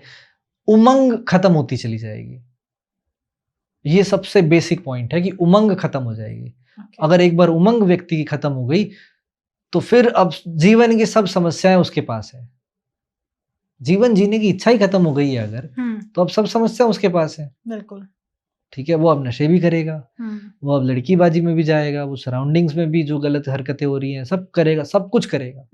तो ये एक बेसिक तरीका है कि व्यक्ति की उमंग खत्म हो गई है। उसको, जिस भी व्यक्ति को नेगेटिविटी हो या तंत्र प्रयोग कर रखा हो, 43 डेज तक पहले नमक से नहाए, काले नमक से, रॉक सॉल्ट जिसको बोलते हैं, रॉक सॉल्ट से नहाए। उसके बाद में साथ साथ ही कॉफी से नहाना शुरू करें। कॉफी से, ओके। और उसके बाद गुलाब जल से नहाए, पहले नमक से, फिर कॉफी से, फिर गुलाब जल से। ओके। 43 डेज तक ये काम करे। रात को सोने से पहले नमक के पानी से पैर धोए, और विष्णु सहस्त्र नाम हर रोज सुबह ब्रह्म मुहूर्त में उठकर सुनना शुरू करें। पढ़ तो नहीं सकोगे, सुनना शुरू करें विष्णु सहस्त्र नाम। तो कहीं ना कहीं इस प्रॉब्लम से निकल सकता है व्यक्ति, निकल सकता है, वो दोबारा नहीं आएगी आपके पास। ठीक है। और फिर जब धीरे धीरे व्यक्ति ठीक होना शुरू होता है तो फिर बगलामुखी अनुष्ठान करवा सकता है, बगलामुखी कवच पढ़ सकता है ताकि पक्का काम हो जाए। फिर और इम्प्रूव होता है, मेडिटेशन करना शुरू करे, रुद्र अभिषेक करना शुरू करे ऑरा को मजबूत करने के लिए। भाई एक तो वो जीरो पे, माइनस पे था, माइनस से जीरो पर आया, जीरो से ऊपर भी तो जाना है। तो रुद्र अभिषेक करे, महामृत्युंजय साधना करे, मेडिटेट करे हर रोज, ये सब चीजें करे। तो अभी आपने ये बता दिया कि कहीं ना कहीं जैसे आप तांत्रिक क्रिया हो रखी है, उसे निवारण भी एक तरीके से मिल गया, क्या वो अपने ऑरा को किस तरीके से मजबूत कर देगा। हमने स्टार्टिंग की थी संतान प्राप्ति से। अगर किसी की सच में कोख बांधती है और ये क्रियाएं होती हैं, जैसे आपने कहा कि तांत्रिक क्रियाएं ये होती हैं, तो जैसे आपने एक तंत्र की बताया था कि इस तरीके की प्रॉब्लम्स वो फेस कर सकता है। अगर किसी की कोख बंधी हुई है तो वो कौन सी प्रॉब्लम्स फेस करेगा? बार बार अबॉर्शन हो जाना। ठीक है। जब आप शारीरिक संबंध बना रहे होगे या बनाने से जस्ट पहले लड़ाई हो जाएगी, हस्बैंड वाइफ में। ओके। लड़ाई हो जाएगी, झगड़े होने शुरू हो जाएंगे बेफालतू में। अगर बना लिए, कभी कभी ये भी केसेस आए हैं कि ड्यूरिंग इंटरकोर्स भी लड़ाई हो गई। Oh my God. During intercourse भी लड़ाई हो गई और हम अलग अलग सो गए, यहां तक हो जाती है चीजें। उसके बाद में फिर होता है कि बच्चा ना ठहरना, अबॉर्ट हो जाना बार बार, ठीक है, या फिर अपंग पैदा होना, ये सब चीजें होती हैं। हाँ, आजकल तो पहले ही पता चल जाता है कि बच्चे के यंग नहीं बने हैं या फिर ये प्रॉब्लम्स हैं, तो लोग अबॉर्ट करा देते हैं। तो उस दौरान जैसे अभी आपने बताया, एक जो रेमेडी बताई है, अगर ऐसी किसी को पता चल जाता है कि मेरी कोख बंधी हुई है, तो वो किस तरीके की कोई रेमेडी कर सकती है? वो नमक के वाली तो बताई थी मैंने। एक पान का पत्ता ले लो, उस पर कपूर रख लो और लौंग रख लो, ठीक है, और अपने सिर से, शरीर से 7 बार या 11 बार घुमाकर आप उसको जला दो। बस सुबह शाम ये काम करो। दूसरा, महिलाएं भूल के भी बाल खुले करके ये तो भी मेरे साथ हाँ मैं बता रहा हूँ, अभी बाल खुले करके चौराहे पर, जो आजकल ट्रेंड चल रहा है ना कि बहुत जॉब्स करनी है, बहुत जाना है सोसाइटी में, तो जाओ, पर बाल खुले करके कभी भी नहीं निकलते घर से बाहर। कभी भी नहीं निकलते जब तक आप इस सक्षम नहीं हो जाते कि किसी भी तरह की नेगेटिविटी आपसे दूर रहे। या तो आप इतने सक्षम हो जाओ, ठीक है, और अगर आप सक्षम नहीं हो तो फिर कभी भी जिंदगी में बाल खुले करके मत घूमो। अगर आप घूमोगे, अगर आप सक्षम नहीं हो, तो डेफिनेटली कोई ना कोई नेगेटिविटी आपके सिर पर वार करेगी, सिर पर सवार होगी और घर आएगी। फिर आपको मूड स्विंग्स आएंगे, रात को नींद आनी बंद होगी, फिर आपको इमोशनल ट्रॉमास निकल कर आने शुरू होंगे, फिर आपको एंजाइटी होनी शुरू होगी, फिर आपको डिप्रेशन होगा, फिर आपका मन नहीं करेगा कुछ काम करने का, फिर आप बोलोगे कि मैं ट्रैवल कर रही हूँ, फिर आपका मूड चिड़चिड़ा होगा, फिर आप बोलोगे कि मेरा पढ़ाई में मन नहीं लग रहा, फिर आप शादीशुदा हो तो शादी में झगड़े करोगे। मतलब ये इतनी छोटी सी बात है। ये तो मतलब मुझे भी करना चाहिए, और ये सारी प्रॉब्लम फेस की हैं। हाँ, सब करते हैं, सब करते हैं। मैं एग्री भी कर रही हूँ कि हाँ, ये सारी प्रॉब्लम से मैं निकली हूँ। और बेवजह दूसरी चीज, जब भी घर से बाहर जाओ, अगर आपके बाल खुले हैं और आपको पता है कि आप नेगेटिव लोगों में घूम रहे हो, बहुत ज्यादा आपका लोगों से मेल जोल है, तो अपनी चुन्नी में, अपनी टी शर्ट में, अपने पल्लू पे, अपनी साड़ी में, जो भी वस्त्र आप धारण करते हो, उसमें 2 लौंग और 1 कपूर बांध लो। 2 लौंग और 1 कपूर आप बांध लो, तो इस प्रॉब्लम से बच सकते हो। बेहद खूबसूरत उपाय, मुझे लगता है कि हर किसी को करना चाहिए। मैं हर कोई कर सकता है, करना चाहिए, नहीं करना चाहिए उनके भाग्य की बात है। पर मैं इस चीज पे, जैसे आपने जो सिम्टम्स बताए हैं, ये मैं एग्री करती हूँ कि ये चीज मैंने फेस की है। मुझे रात में नींद ना आना, जबकि घर परिवार बहुत अच्छा है, हाँ, सब कुछ बढ़िया होता है, हमें कोई प्रॉब्लम समझ नहीं आती कि प्रॉब्लम क्या है। और जब हम बाहर से देखते हैं या क्रिलियन फोटोग्राफी से देखते हैं, तो उसका ऑरा डिस्टर्ब्ड होता है, और ऑरा नेगेटिविटी के अलावा डिस्टर्ब नहीं हो सकता। आपके विचार बहुत नेगेटिव होने शुरू हो जाते हैं, बहुत ही नेगेटिव, कि मर जाऊं, जी क्यों रही हूँ। हाँ, और बताऊं क्या होता है कि मेरे से तो काम वाली की तरह काम करवा रहे हैं सब ये। मतलब बहुत कुछ नेगेटिव। हाँ, बहुत कुछ चलता है चीजें। ये तो मतलब मैं भी करूंगी, और मैं ऑडियंस से भी कहूंगी, प्लीज बहुत वर्किंग है, ऑफिस जाने वाले लोग हैं, अपना लुक भी देखना पड़ता है। सिंपल सी रेमेडी बताइए, अपने पॉकेट में कपूर और लौंग डाल लो, बिल्कुल। तो उस चीज़ से बच जाओगे। और ये एक्चुअल है और हर व्यक्ति फेस करेगा ही करेगा। जैसे मैंने एग्रीड किया कि मैंने ये प्रॉब्लम फेस की है, तो मैं आप नहीं बच सकते इन चीज़ों से। आप हर चौराहा क्रॉस कर रहे हो, चाहे व्हीकल्स पे कर रहे हो, चाहे आप किसी पर भी कर रहे हो, पर आप चौराहे क आप ये बताओ कि संसद भवन में कौन-सी महिला बाल खुले करके घूमती है? कोई नहीं। महारानी है, क्वीन एलिज़ाबेथ थी, बाल खुले करके एक फ़ोटो दिखा दो। नहीं है। समझ आई? महिला हमेशा बाल बाँध के रखती है। बाल बाँधना क्यों ज़रूरी होता है? क्योंकि बाल जैसे-जैसे लंबे होते हैं ना, वैसे-वैसे आप अपने बालों से बहुत अटैच्ड होते हो। आपके विचार निकल रहे हैं ये। समझे? बाल जितने सीधे रहेंगे, सुलझे हुए रहेंगे, उतना व्यक्ति ऑर्गेनाइज्ड रहता है। बाल बिखेर कर कोई चीज़ पर सोच कर देखना आप कभी। और वहीं अगर आप बालों को बिना बिखेरे किसी चीज़ पर सोचोगे, ऑर्गेनाइज़ कर बालों को साफ-सुथरा रखकर आप एक तरह से अपना हेड मतलब ब्रेन वॉश कर रहे हो। तो ये कई सारी चीज़ें छोटे-छोटे पॉइंट्स होते हैं जो कि सनातन में बताए गए हैं पहले से, हम नहीं मानते, नहीं फॉलो करते, बट रूढ़िवादिता कह लो या कुछ मर्जी कह लो, उसके तहत वो चीज़ें आती हैं। पर हम जब ये चीज़ करना शुरू करते हैं, तो फिर वो पॉजिटिव की तरफ जाती हैं चीज़ें। फिर हमें समझ में आता है कि यार गलत बातें नहीं कही पहले के टाइम पर। नहीं, आप बहुत सही, पहली बात है वाक़ई सही हैं और बहुत कुछ हमें मार्ग भी दिखाती हैं। जैसे अभी आप बात आई है क्योंकि आज जेन ज़ीज़ का टाइम चल रहा है, 2000 चल रहा है, तो सबसे बड़ी प्रॉब्लम आती है लोगों को एंग्ज़ायटी, डिप्रेशन, ये फेस करना ही पड़ता है। और जिस तरीके से फ़ास्ट लाइफ़ भाग रही है, डे बाय डे लोग अपने आप को इम्प्रूव कर रहे हैं कि मुझे इससे बेटर बनना है या फिर मुझे ये स्किल्स लेके आने हैं अपनी लाइफ़ में, तो एंग्ज़ायटी और डिप्रेशन तो आना ही आना है, बिल्कुल, ओवरथिंकिंग। बिल्कुल। तो क्या एस्ट्रोलॉजिकल, जैसे आपने बहुत सारे उपाय बताए हैं, कोई ऐसा कोई उपाय है जिससे इन चीज़ों से बचा जा सके? एस्ट्रोलॉजिकल उपाय एंजाइटी और डिप्रेशन को दूर करने के। हुँ, हर रोज शिवलिंग पर जल चढ़ाना शुरू कर दो रूटीन से। Okay. Oh my God movie की तरह ये रूढ़िवादिता मत समझ लेना, हुँ, ठीक है? कि शिवलिंग पर दूध चढ़ा रहे हैं, इससे बढ़िया गरीब को दे दो तुम, तुम्हारी अगर औकात हो, हैसियत हो, दे दो तुम गरीब को। पर शिवलिंग पर ज़रूर चढ़ाओ, आधा ग्लास चढ़ा दो। जो मर्ज़ी चढ़ाओ।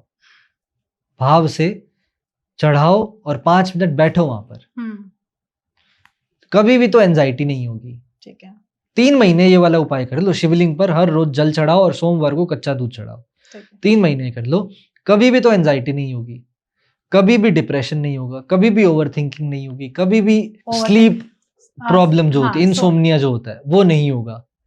तो ये छोटी-छोटी चीज़ें हैं। सिर्फ़ एक ही उपाय बताया मैंने। अगर आप इसको कर लो और 5 मिनट शिवलिंग के पास बैठ जाओ और फ़ोन ना चलाना, लोगों को मत देखना, आँख बंद करके या टच करके शिवलिंग को निकटतम जितना हो सके उतना बैठ जाओ।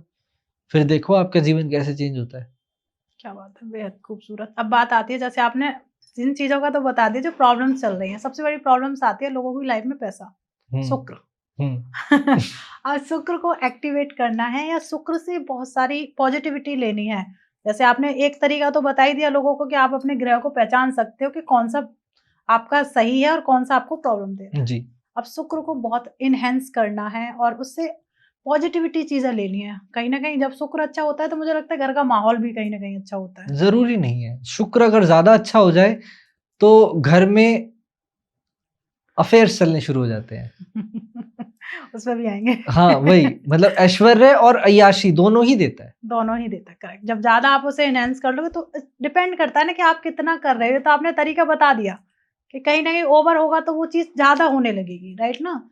तो आप शुक्र को एक्टिवेट करने के लिए या उससे सही काम लेने के लिए हम क्या कर सकते हैं?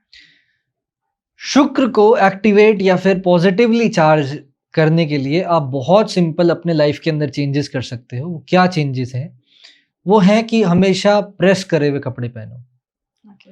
हमेशा जो नहा रहे हो वो प्रॉपर तरीके से नहाओ, टाइम पास करने के लिए मत नहाओ, खाना हुँ, पूर्ति करने के लिए मत नहाओ, लड़के ऐसा करते हैं। हुँ। नहीं, हम लड़कियाँ भी करते हैं। ठीक है? और इसके साथ-साथ परफ्यूम लगा कर रखो, प्रेजेंटेबल बनाकर रखो कि आपके साथ फोटो कभी भी कोई भी डाल सकता है। एक तो ये है पूरा का पूरा कि अपने आप को प्रेजेंटेबल रखो। ठीक है। दूसरा जो इंपॉर्टेंट तरीका है वो ये है कि आप अपनी सोच में बहुत माइनर फर्क लेकर आओ।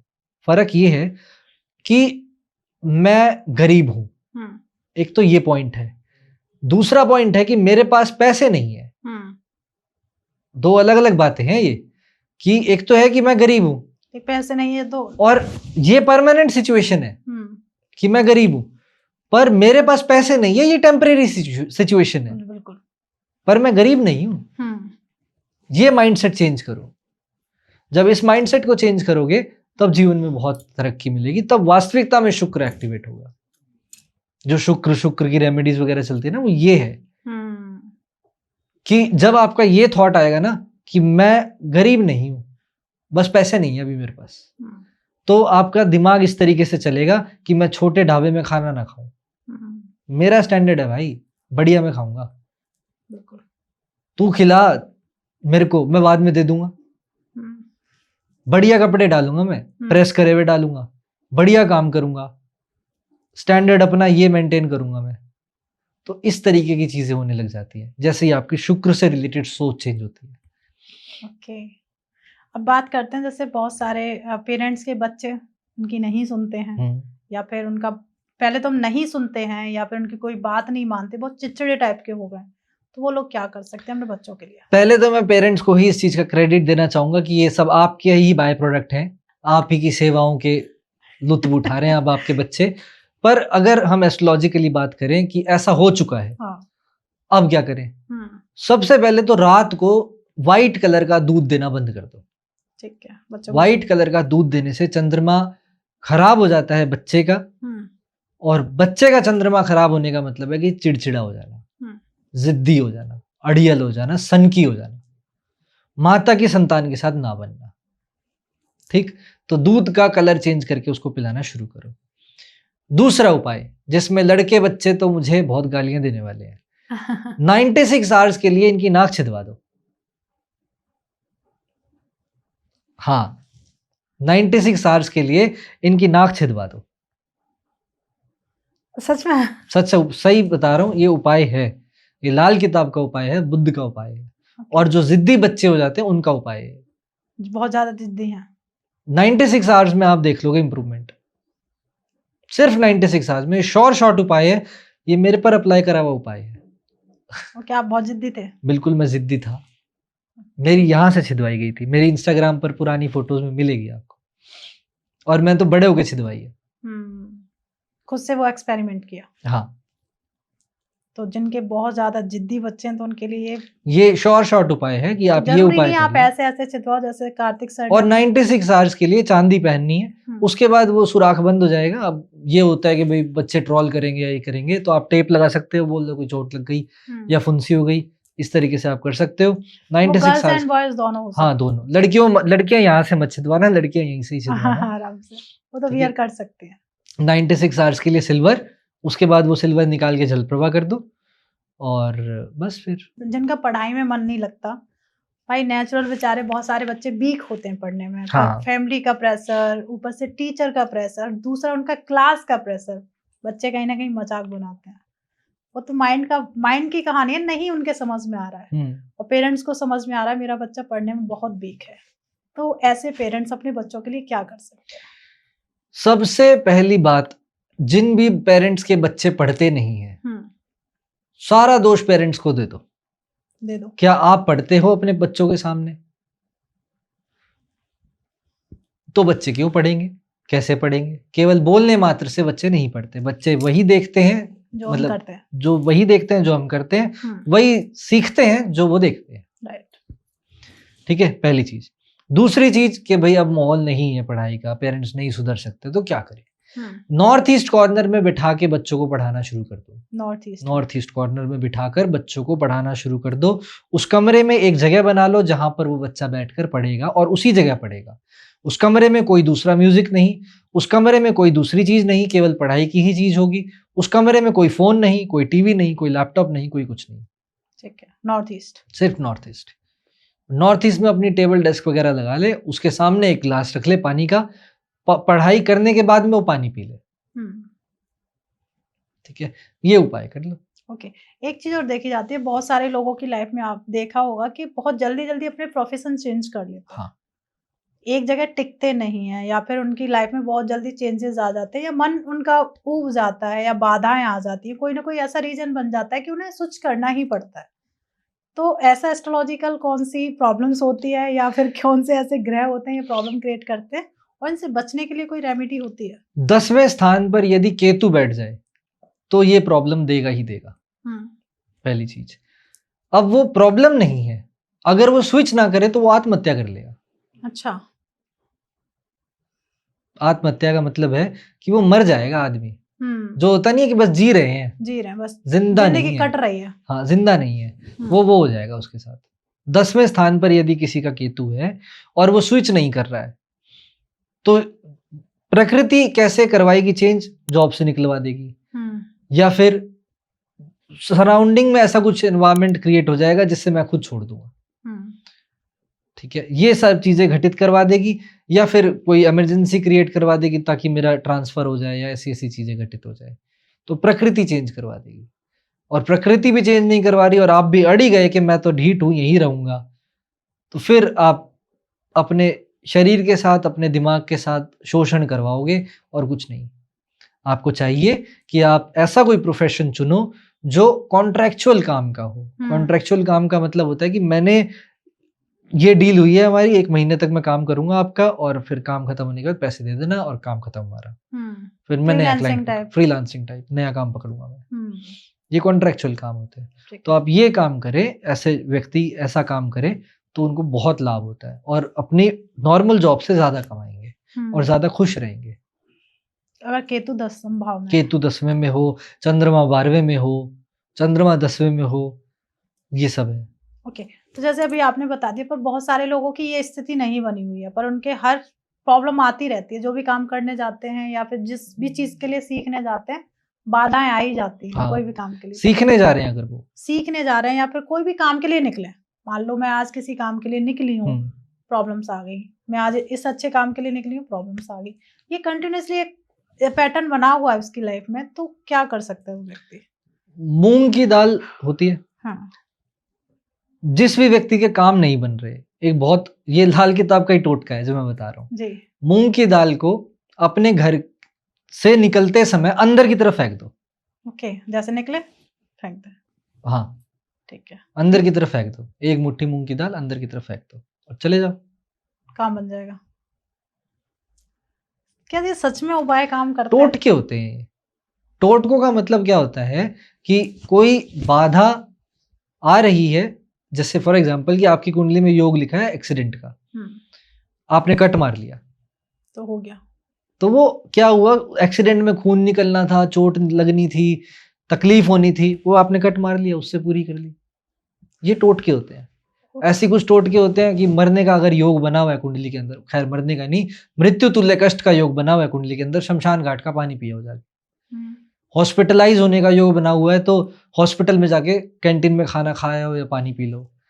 पुलिस स्टेशन जाने का योग बना हुआ है तो जेल में जाके खाना खाया हो, पानी पिया हो जेल का, पुलिस स्टेशन जाके हाय हेलो कराओ।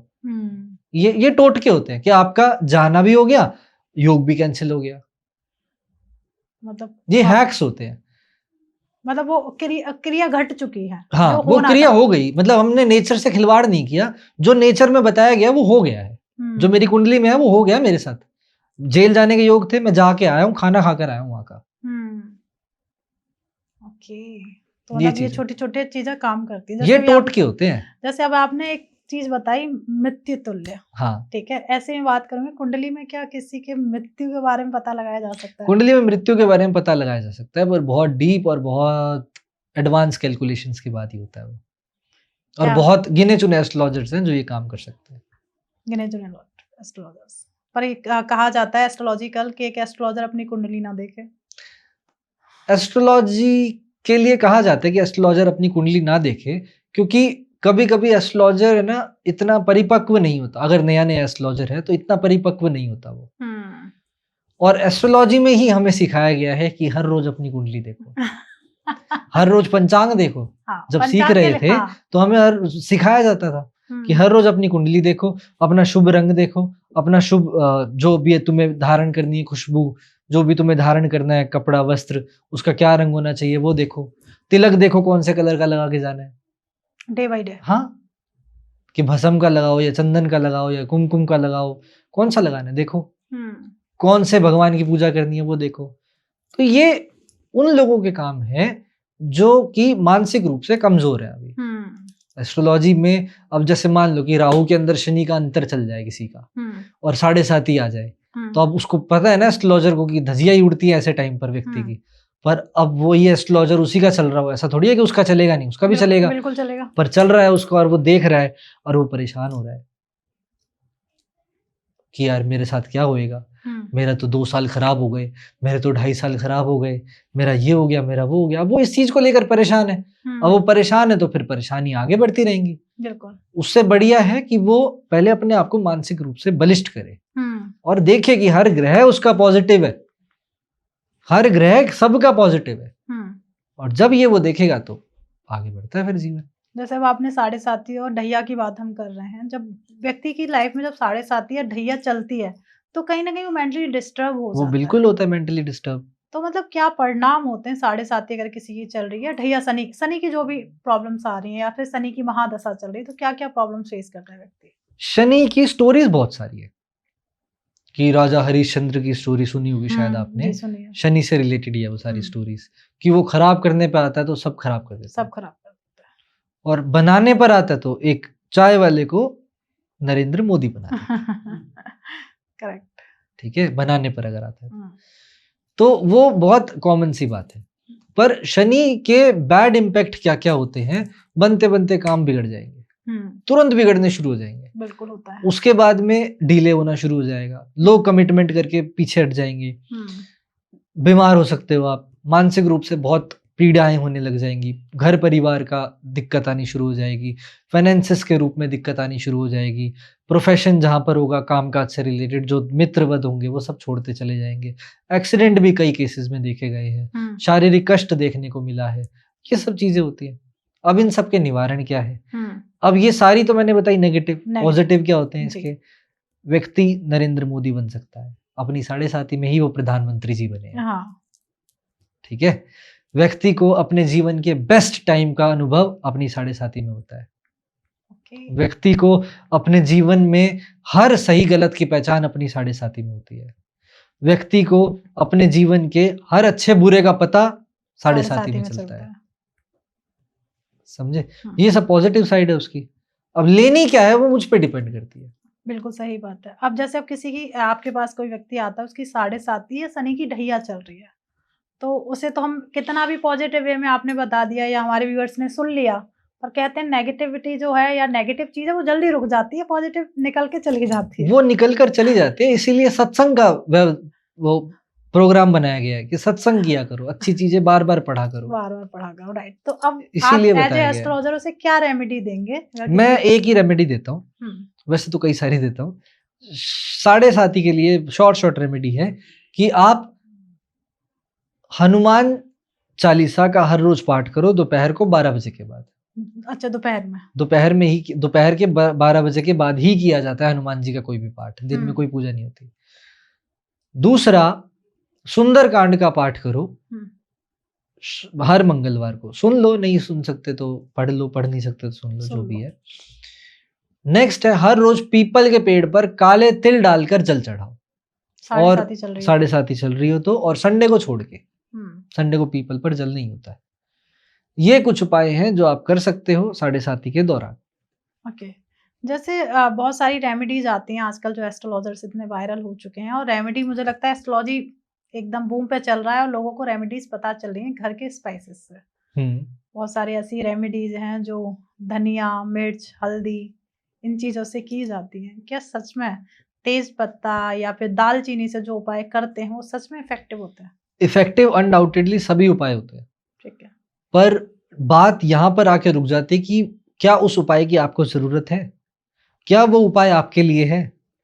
तो इसलिए जितनी भी रेमेडीज रील्स के अंदर आपको देखने को मिलती है, जितनी भी रेमेडीज आपको किसी पॉडकास्ट में सुनने को मिलती है कि बहुत पैसा आ जाएगा, ये करना शुरू कर दो, पति पत्नी के संबंध अच्छे हो जाएंगे, गर्लफ्रेंड वापस आ जाएगी, ये सब इन बकवास बातों से दूर रहो। ये जेन्युइन बता रहा हूँ, प्योरली बकवास बातें हैं, इनसे जितना हो सके दूर रहो। एस्ट्रोलॉजी रेमेडी बेस्ड नहीं है, एस्ट्रोलॉजी कैलकुलेशन बेस्ड है, एस्ट्रोलॉजी प्रिडिक्शन बेस्ड है। ठीक है। और रेमेडी अगर करनी ही है तो 3 तरीके की रेमेडी कर सकते हो, तो दान करो, या जाप करो, या धारण करो। ये 3 ही तरह की रेमेडी होती है। शुभ ग्रह को धारण किया जाता है, अशुभ ग्रह को दान किया जाता है, सम ग्रह के जाप होते हैं। ये 3 तरीके की रेमेडी। ठीक है। वैदिक के अंदर यही रेमेडीज का वर्णन है जो कि आप कर सकते हो। इसके अलावा लाल किताब की कोई भी रेमेडी आप नहीं कर सकते हो। आप टोटके कर सकते हो लाल किताब के, लाल किताब की कोई भी रेमेडी आप नहीं कर सकते हो रेंडमली, वो बैकफायर मारती है। ओके, जो भी हमने बताया बहुत सारे टोटके ही बताए, वो टोटके बताए, कोई भी रेमेडी नहीं बताई है मैंने। और जो भी मैं रेमेडी बताता हूँ, कोशिश मैं ये करता हूँ कि वो सभी के सभी वैदिक हो, जब तक बिल्कुल ही फंसी नहीं हो जाती सामने वाले को। ना जो तंत्र होता है उसमें बहुत सारी साधनाएं होती हैं। एक जैसे कहीं ना कहीं तंत्र को मैं भी बहुत पॉजिटिव वे में मानती हूँ। हर एक व्यक्ति जो तंत्र के बारे में जानना चाहता है या तंत्र की वो खूबसूरती देखना चाहता है, तो वो कौन सी साधना कर सकता है जिससे वो तंत्र का जो पॉजिटिव साइड है वो उसे पता चले? सबसे पहले मंत्र साधना से शुरुआत करो, उसके बाद योग में उतरो, उसके बाद तंत्र में जाओ। ओके, ठीक है। तंत्र की साधना ऐसी साधना नहीं होती कि आपने किसी कर्ण पिशाचनी या डाकिनी पिशाचनी को अपने वशीभूत कर लिया। मतलब जो पॉजिटिव की ही बता रहा हूँ मैं। कहते हैं ना भगवान से सीधे कनेक्शन जो एक तरीके से बिठाना होता है, जो हमें जानना है एक्चुअल में। हाँ।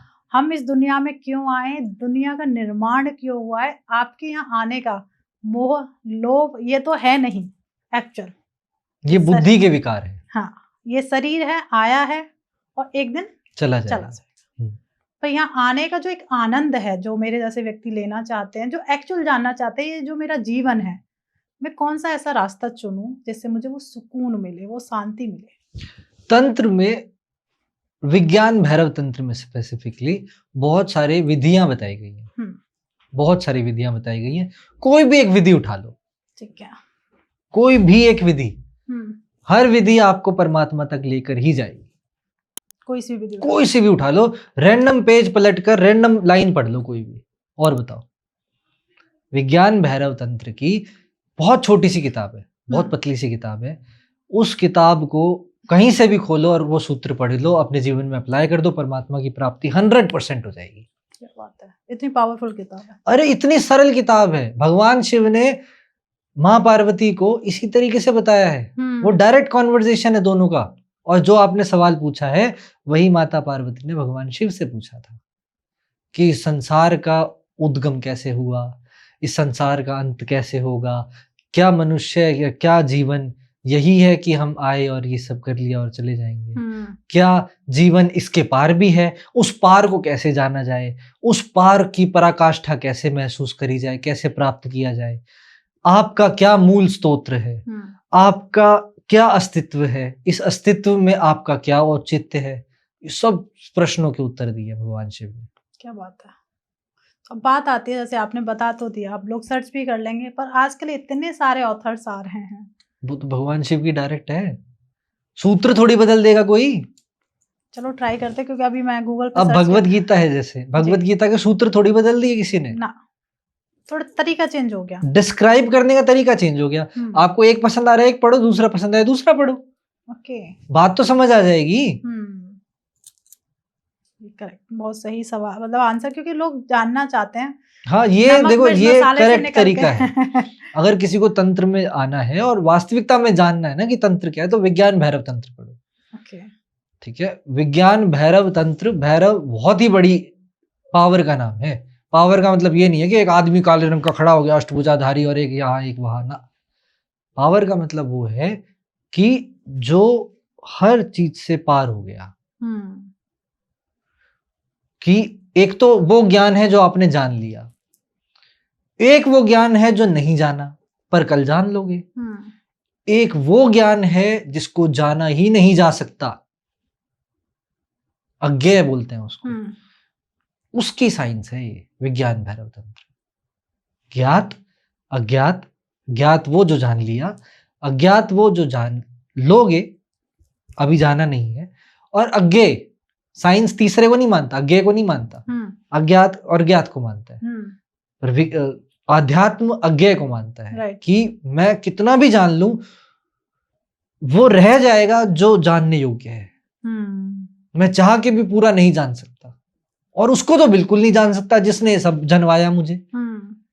तो एल्बर्ट आइंस्टीन जब मर रहे थे तो वो लास्ट में भी ये बोल कर गए, I would rather to become a carpenter instead of becoming a physicist, कि मैं अगले जन्म में एक कारपेंटर, खाती बनना पसंद करूंगा फिजिसिस्ट से अच्छा।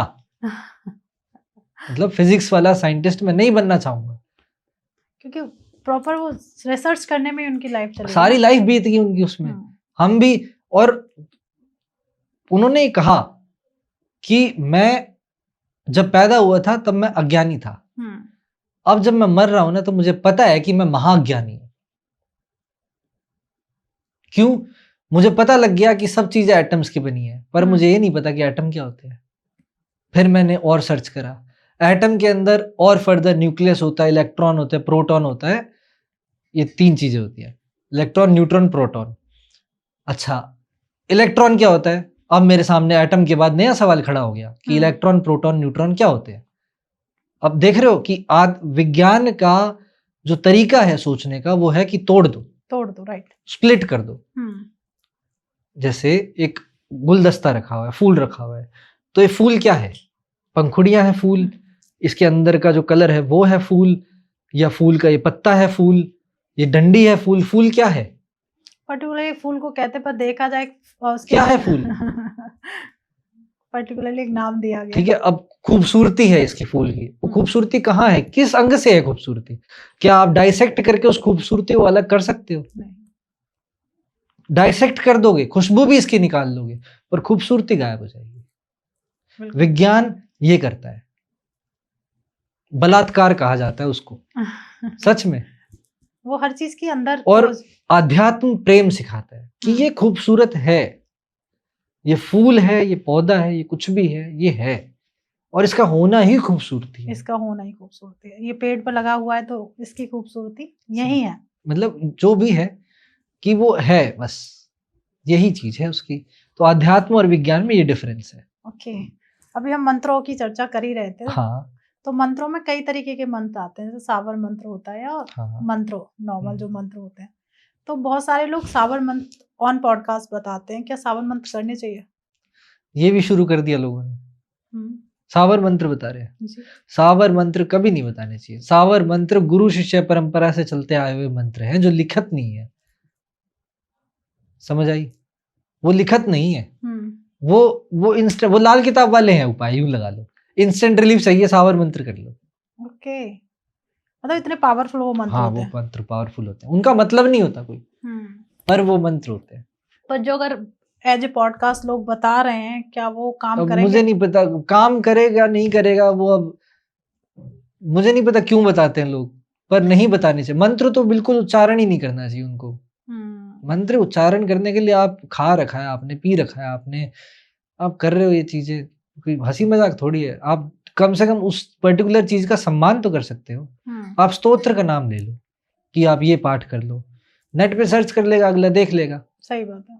सावर मंत्र भी बोलना शुरू कर रखा है लोगों ने, मुझे नहीं पता था। नहीं, बहुत सारे लोग बोलते हैं, तभी मैंने आपसे पूछा, क्योंकि कहीं ना कहीं हम उन चीजों को कनेक्ट कर रहे हैं, तो मुझे लगा कि मैं आपसे भी पूछ सकती हूँ। नहीं, मंत्र विज्ञान बहुत बड़ा विज्ञान है। मंत्र साइंस, जो साइंस है, मैं साइंस कह रहा हूँ इसको, वो है कि मन से तार दे। जैसे तंत्र है, तन से तार दे, वो है मन से तार, मन के पार ले जाए।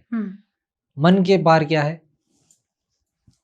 मुझे लगता है अगर मन के पार आप चले गए तो जो बहुत सारी दुविधाएं हैं या फिर लाइफ में, मन के पार है समाधि, अमन की अवस्था। आप मतलब कहते हैं ना, समाधि का भी लोग बहुत सारे तथ्य निकालते हैं। समाधि क्या है? मरने के बाद जो बनी समाधि उसे कहते हैं। हे राम। पर समाधि तो वही है ना, आप जीते हुए भी आप एक कहते हैं ना, एक पर्टिकुलरली एक दुनिया को देखते हुए भी आप रियलिस्टिक चीजें देख रहे हैं। निर्विचार अवस्था इज इक्वल्स टू ध्यान। ध्यान जब सिद्ध हो जाए कि मैंने आंख बंद करी और मेरी आंख खुली ही नहीं, वो समाधि। रामकृष्ण परमहंस की 3-3 दिन की लगा करती थी। समाधि। उनके बारे में सुना है। ठीक है, तो ऐसे बहुत लोग हुए हैं जिनकी समाधियां लगी है। पर मंत्र जो है मन के पार ले जाए, मंत्र का महर्षि पतंजलि ने जो वर्णन किया वो ये किया कि आप अपने मन से बाहर निकल सकते हो। एक स्टोरी आपने अपने बचपन में सुनी होगी जिन की, कि एक आदमी को एक जिन मिला, उसको बोला 3 इच्छाएं पूरी करूंगा मैं तेरी, पर तीसरी इच्छा के बाद तेरे को मार दूंगा। अच्छा, तो मैं तेरे सारे काम करूंगा। तो उसने शुरुआत में सारे काम करवा लिए अपने, पर अब खाली बैठ गया तो मार दूंगा तेरे को मैं, शर्त थी उस जिन की है। तो फिर अब क्या करे, मार दे गए तो उसके गुरु के पास आया। उसके गुरु ने बोला एक डंडा पकड़, इसको बोल गाड़े, और गाड़ने के बाद ऊपर से नीचे, नीचे से ऊपर इसका चक्कर काटता रहे जब तक मैं ना बुलाऊं।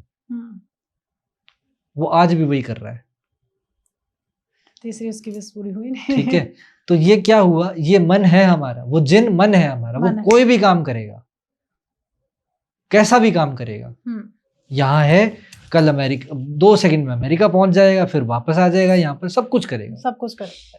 ठीक है, जो सोचने के लिए कहोगे सोचेगा, पर खाली अगर बिठा दिया तो तुम्हारा बेड़ा गर्क करेगा। तो इसको क्या है, एक डंडा रख दो, उस पर चलाओ इसको। अब डंडा क्या है, श्वास, आपकी विंड पाइप, उसके ऊपर नीचे चक्कर काटे। एक तो ये तरीका है उस जिन को काबू करने का, मतलब उस मन को काबू करने का। दूसरा तरीका है मंत्र, कि आंख बंद करके अंदर जा रहा है तो सो, बाहर आ रहा है तो हम, ये चलाते रहो। या कोई भी मंत्र आप कैसा भी मंत्र आप बोलना शुरू करो, बस वो मंत्र ही रहे। फिर माला भी छूट जाती है, फिर कुछ भी हो, सब कुछ वाजित, फिर आप मन से पार हो जाते हो। ये काम करता है मंत्र, कि एक अवस्था ऐसी आ जाती है कि मन थक जाता है, बहुत थक जाता है। थकने के बाद वो माला गिरती है, फिर वो मंत्र गिरता है, फिर वो मन गिरता है, और फिर जो बच गया शून्यतम, वो अनुभव मिलता है ध्यान का। और वो जब ध्यान सिद्ध हो जाए तब वो समाधि। ये है सही कायदे की चीजें। बिल्कुल, मतलब मैं मानती हूँ। आजकल तो मंत्र ऐसे ही लक्ष्मी प्राप्ति के लिए, वो लक्ष्मी नहीं, वो लक्ष्य प्राप्ति है। माँ लक्ष्मी की जो फोटो हम दिवाली पर, हमारे से तो बड़ा मूड कोई नहीं, पैसे की पूजा कर रहे हैं हम। पैसों की बात किया तो मुझे एक चीज याद आ गई। मैंने एक रील देखी जिसमें एक व्यक्ति ने पैसे बिछा रखे हैं और माँ लक्ष्मी की पूजा हो रही है। कभी भी ऐसा नहीं होता कि माँ लक्ष्मी की पूजा पैसों से करो। पैसा निकृष्टतम चीज है। लक्ष्मी लक्ष्य है कि आपका गोल क्या है अल्टीमेट। वो व्यक्ति, वो व्यक्तित्व, वो प्रतीकात्मक व्यक्तित्व जो कि आपको लक्ष्य तक पहुंचा दे, वो लक्ष्मी है। इसीलिए अपने स्त्री को, अपनी वाइफ को लक्ष्मी का दर्जा दिया गया। क्यों? पैसे लाई थी वो। आजकल तो कहाँ नहीं लेके आई थी वो, एक कुछ टाइम तक के एक वो होता है, पर वो हमें लक्ष्य देती है, एक आदमी को राह देती है, रास्ता दिखाती है कि यार हमें अब जीना है, हमें अब अच्छा बनना है, हमें किसी टारगेट तक पहुंचना है, वो देती है। तो वो देगी तो इसलिए वो लक्ष्मी है। पर दिवाली पे हम मूढ़ता इतनी ज्यादा हो चुकी है, इतनी ज्यादा हो चुकी है कि पैसे की पूजा कर रहे हैं, निकृष्टतम चीज की। लोग इतनी ही जानते हैं लक्ष्मी पूजा। अब जानते हैं तो फिर वो धन पोटलियां भी बिक रही हैं, फिर बेचो। बहुत ज्यादा बिक रही है। मैं क्या तो रहा हूँ, पायरेट से पैसे भी आ रहे हैं। अब आपने लक्ष्मी की बात की है, कई बार ऐसा होता है जैसे आपने पत्नी के साथ लक्ष्मी को जोड़ा है, और एक्चुअल में है, एक घर में कन्या का जन्म होता है तो कहते हैं लक्ष्मी का, आपके घर में लक्ष्मी आ गई। ऐसे ही किसी की शादी होने के बाद जो बहू आती है उसे लक्ष्मी का दर्जा दिया जाता है। पर आजकल देखा है लक्ष्मियां बहुत जल्दी जल्दी चेंज हो जाती हैं। हाँ, चेंज हो जाती है, क्योंकि जबरदस्ती लक्ष्मी नहीं आती ना, जबरदस्ती लक्ष्मी नहीं आती। वैसे तो एक जावेद अख्तर, शायद आपने उस व्यक्ति को सुना हो, नहीं सुना हो, उन्होंने बहुत अच्छी बात बोली, शादी की चिंता माता पिता को नहीं करनी चाहिए।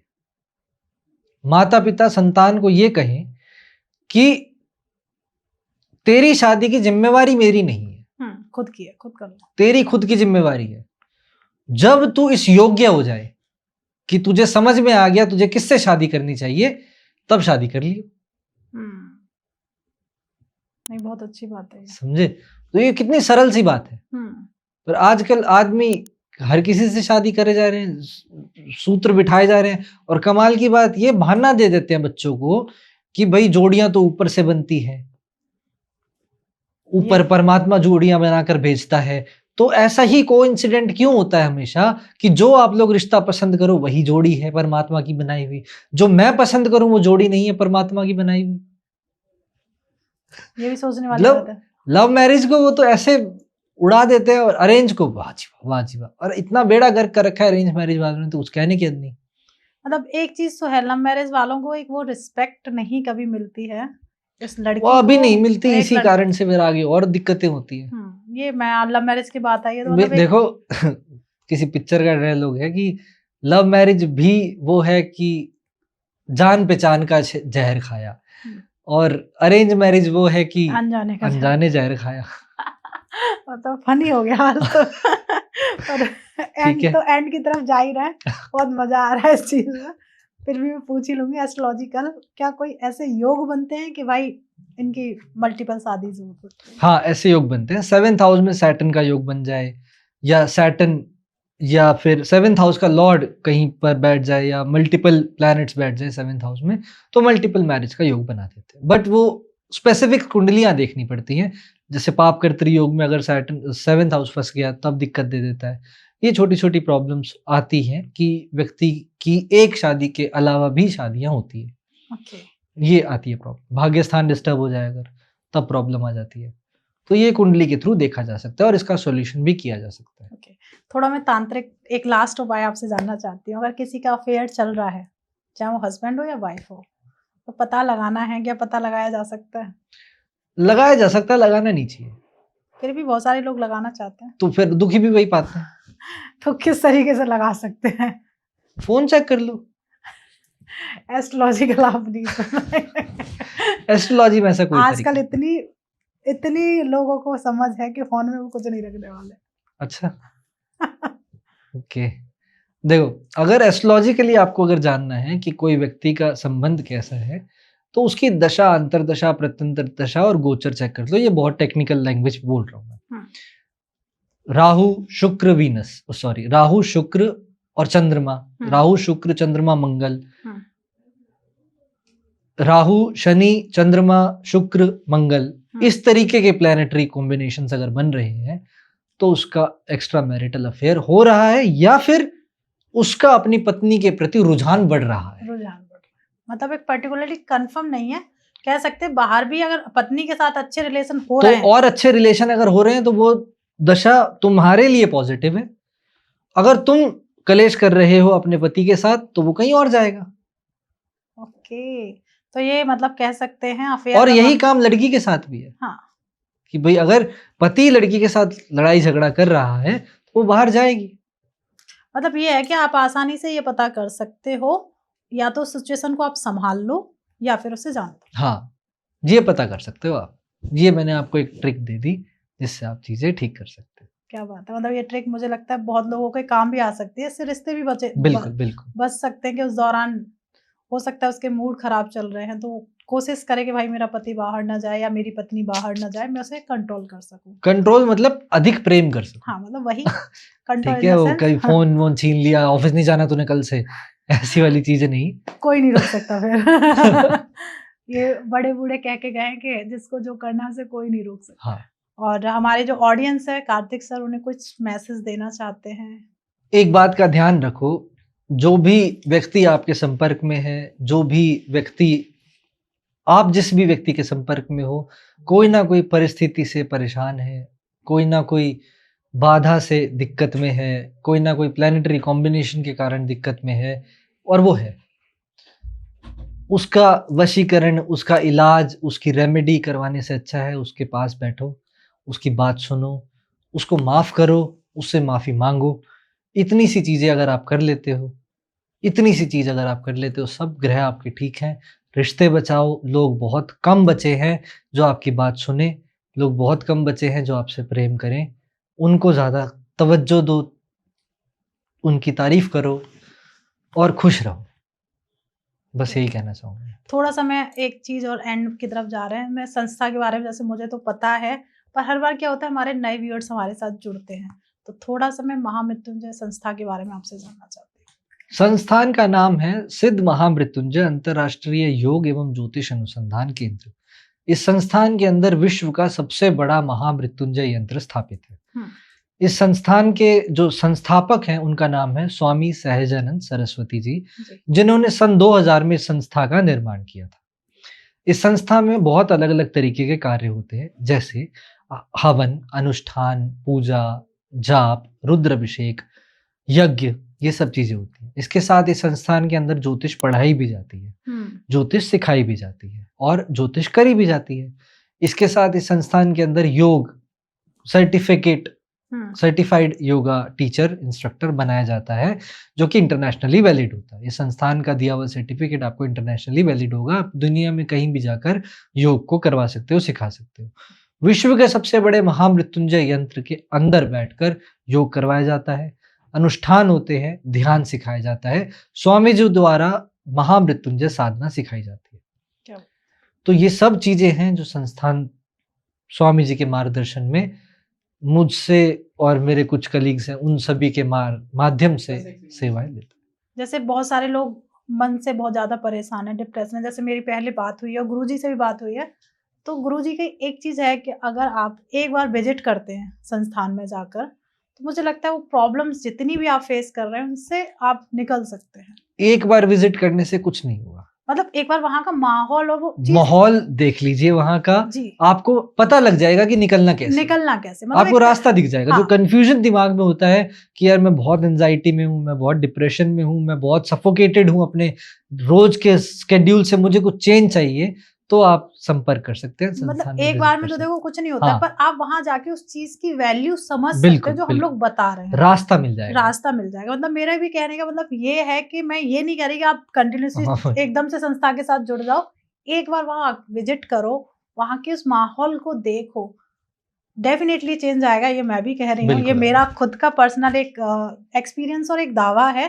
पर मैं कहती हूँ आप खुद जाइए, वहाँ एक्सपीरियंस करिए, गुरुजी से मिलिए, कार्तिक सर से वहाँ मिलिए, डेफिनेटली चेंजेस आएगा ही आएगा। क्योंकि एक ऐसी संस्थान बनाना उनका उद्देश्य है कि लोग आजकल जितनी भागदौड़ वाली लाइफ है, लोग चाहते हैं कि थोड़ी सी पीस मिले, तो संस्थान में जाके आपको डेफिनेटली पीस मिलने वाली है। तो प्लीज़ जाइए और उनसे मिलिए। और मैं कह सकती हूँ एड्रेस आपको डिस्क्रिप्शन में मिल जाएगा, कॉन्टैक्ट नंबर्स भी मिल जाएंगे, और मैं कहती हूँ लोकेशन भी इस बार हम डलवा देंगे, जिससे कि इजीली ये लोग वहां तक पहुंच सकें। और thank you so much Kartik sir, बहुत अच्छा लगता है जब भी हम आपके साथ पॉडकास्ट करते हैं। मैं तो बहुत कुछ सीखती हूँ, मेरी ऑडियंस भी बहुत कुछ सीखती है। हमारी ऑडियंस का काम बनता है ये पॉडकास्ट जितना ज़्यादा हो जाए आप अपने फ्रेंड्स और फैमिली के साथ शेयर कर दीजिए। और सबसे बड़ी बात आती है, जब ये कोई पॉडकास्ट सुनेगा तो इसमें कोई फालतू की ऐसी चीज़ें नहीं बताई गई जो एक्चुअल में हैं। किस तरीके की प्रॉब्लम फेस कर रहे हो, वो सारी चीज़ें इसके अंदर हैं। बहुत सारे प्रश्न, बहुत सारे सवाल आपके दिमाग में आएंगे कि मेरी लाइफ में तो ये प्रॉब्लम चल रही है, शायद भारती जी ने ये बात नहीं पूछी है। तो प्लीज़ परेशान मत होइए, कमेंट बॉक्स खुला हुआ है, उसमें भर भर के कमेंट करिए। मैं रिक्वेस्ट करूंगी कार्तिक सर से कि वो प्लीज़ वहाँ जाके आंसर अपनी टीम के द्वारा दिलाएं। और सर का कॉन्टैक्ट नंबर और डिटेल्स आपको डिस्क्रिप्शन में मिल जाएंगे, आप कनेक्ट भी कर सकते हो अपनी किसी भी प्रॉब्लम्स के लिए। और प्लीज़ चैनल सब्सक्राइब कर दीजिए, फ्री ऑफ कॉस्ट है। जैसे ही आप सब्सक्राइब करेंगे, आप हमारे चैनल के द्वारा आप हमारे फैमिली के एक हिस्सा बन जाएंगे और हर एक वीडियो आपको मिलेगी। जैसे ही वीडियो डलेगी नोटिफिकेशन आएगा, आप उसमें और कुछ ऐसा मिलेगा जिससे आपकी लाइफ हो सकता है चेंज हो जाए। कभी कभी ऐसा होता है कि वीडियो में कुछ ऐसा होता है, कुछ ऐसी बातें होती हैं जिससे लोगों की लाइफ चेंज हो जाती है। तो प्लीज़ फैमिली का हिस्सा जरूर बनिएगा। मिलते हैं एक नए एपिसोड में। जब तक आप अपने घर में स्वस्थ रहें, मस्त रहें। राधे राधे।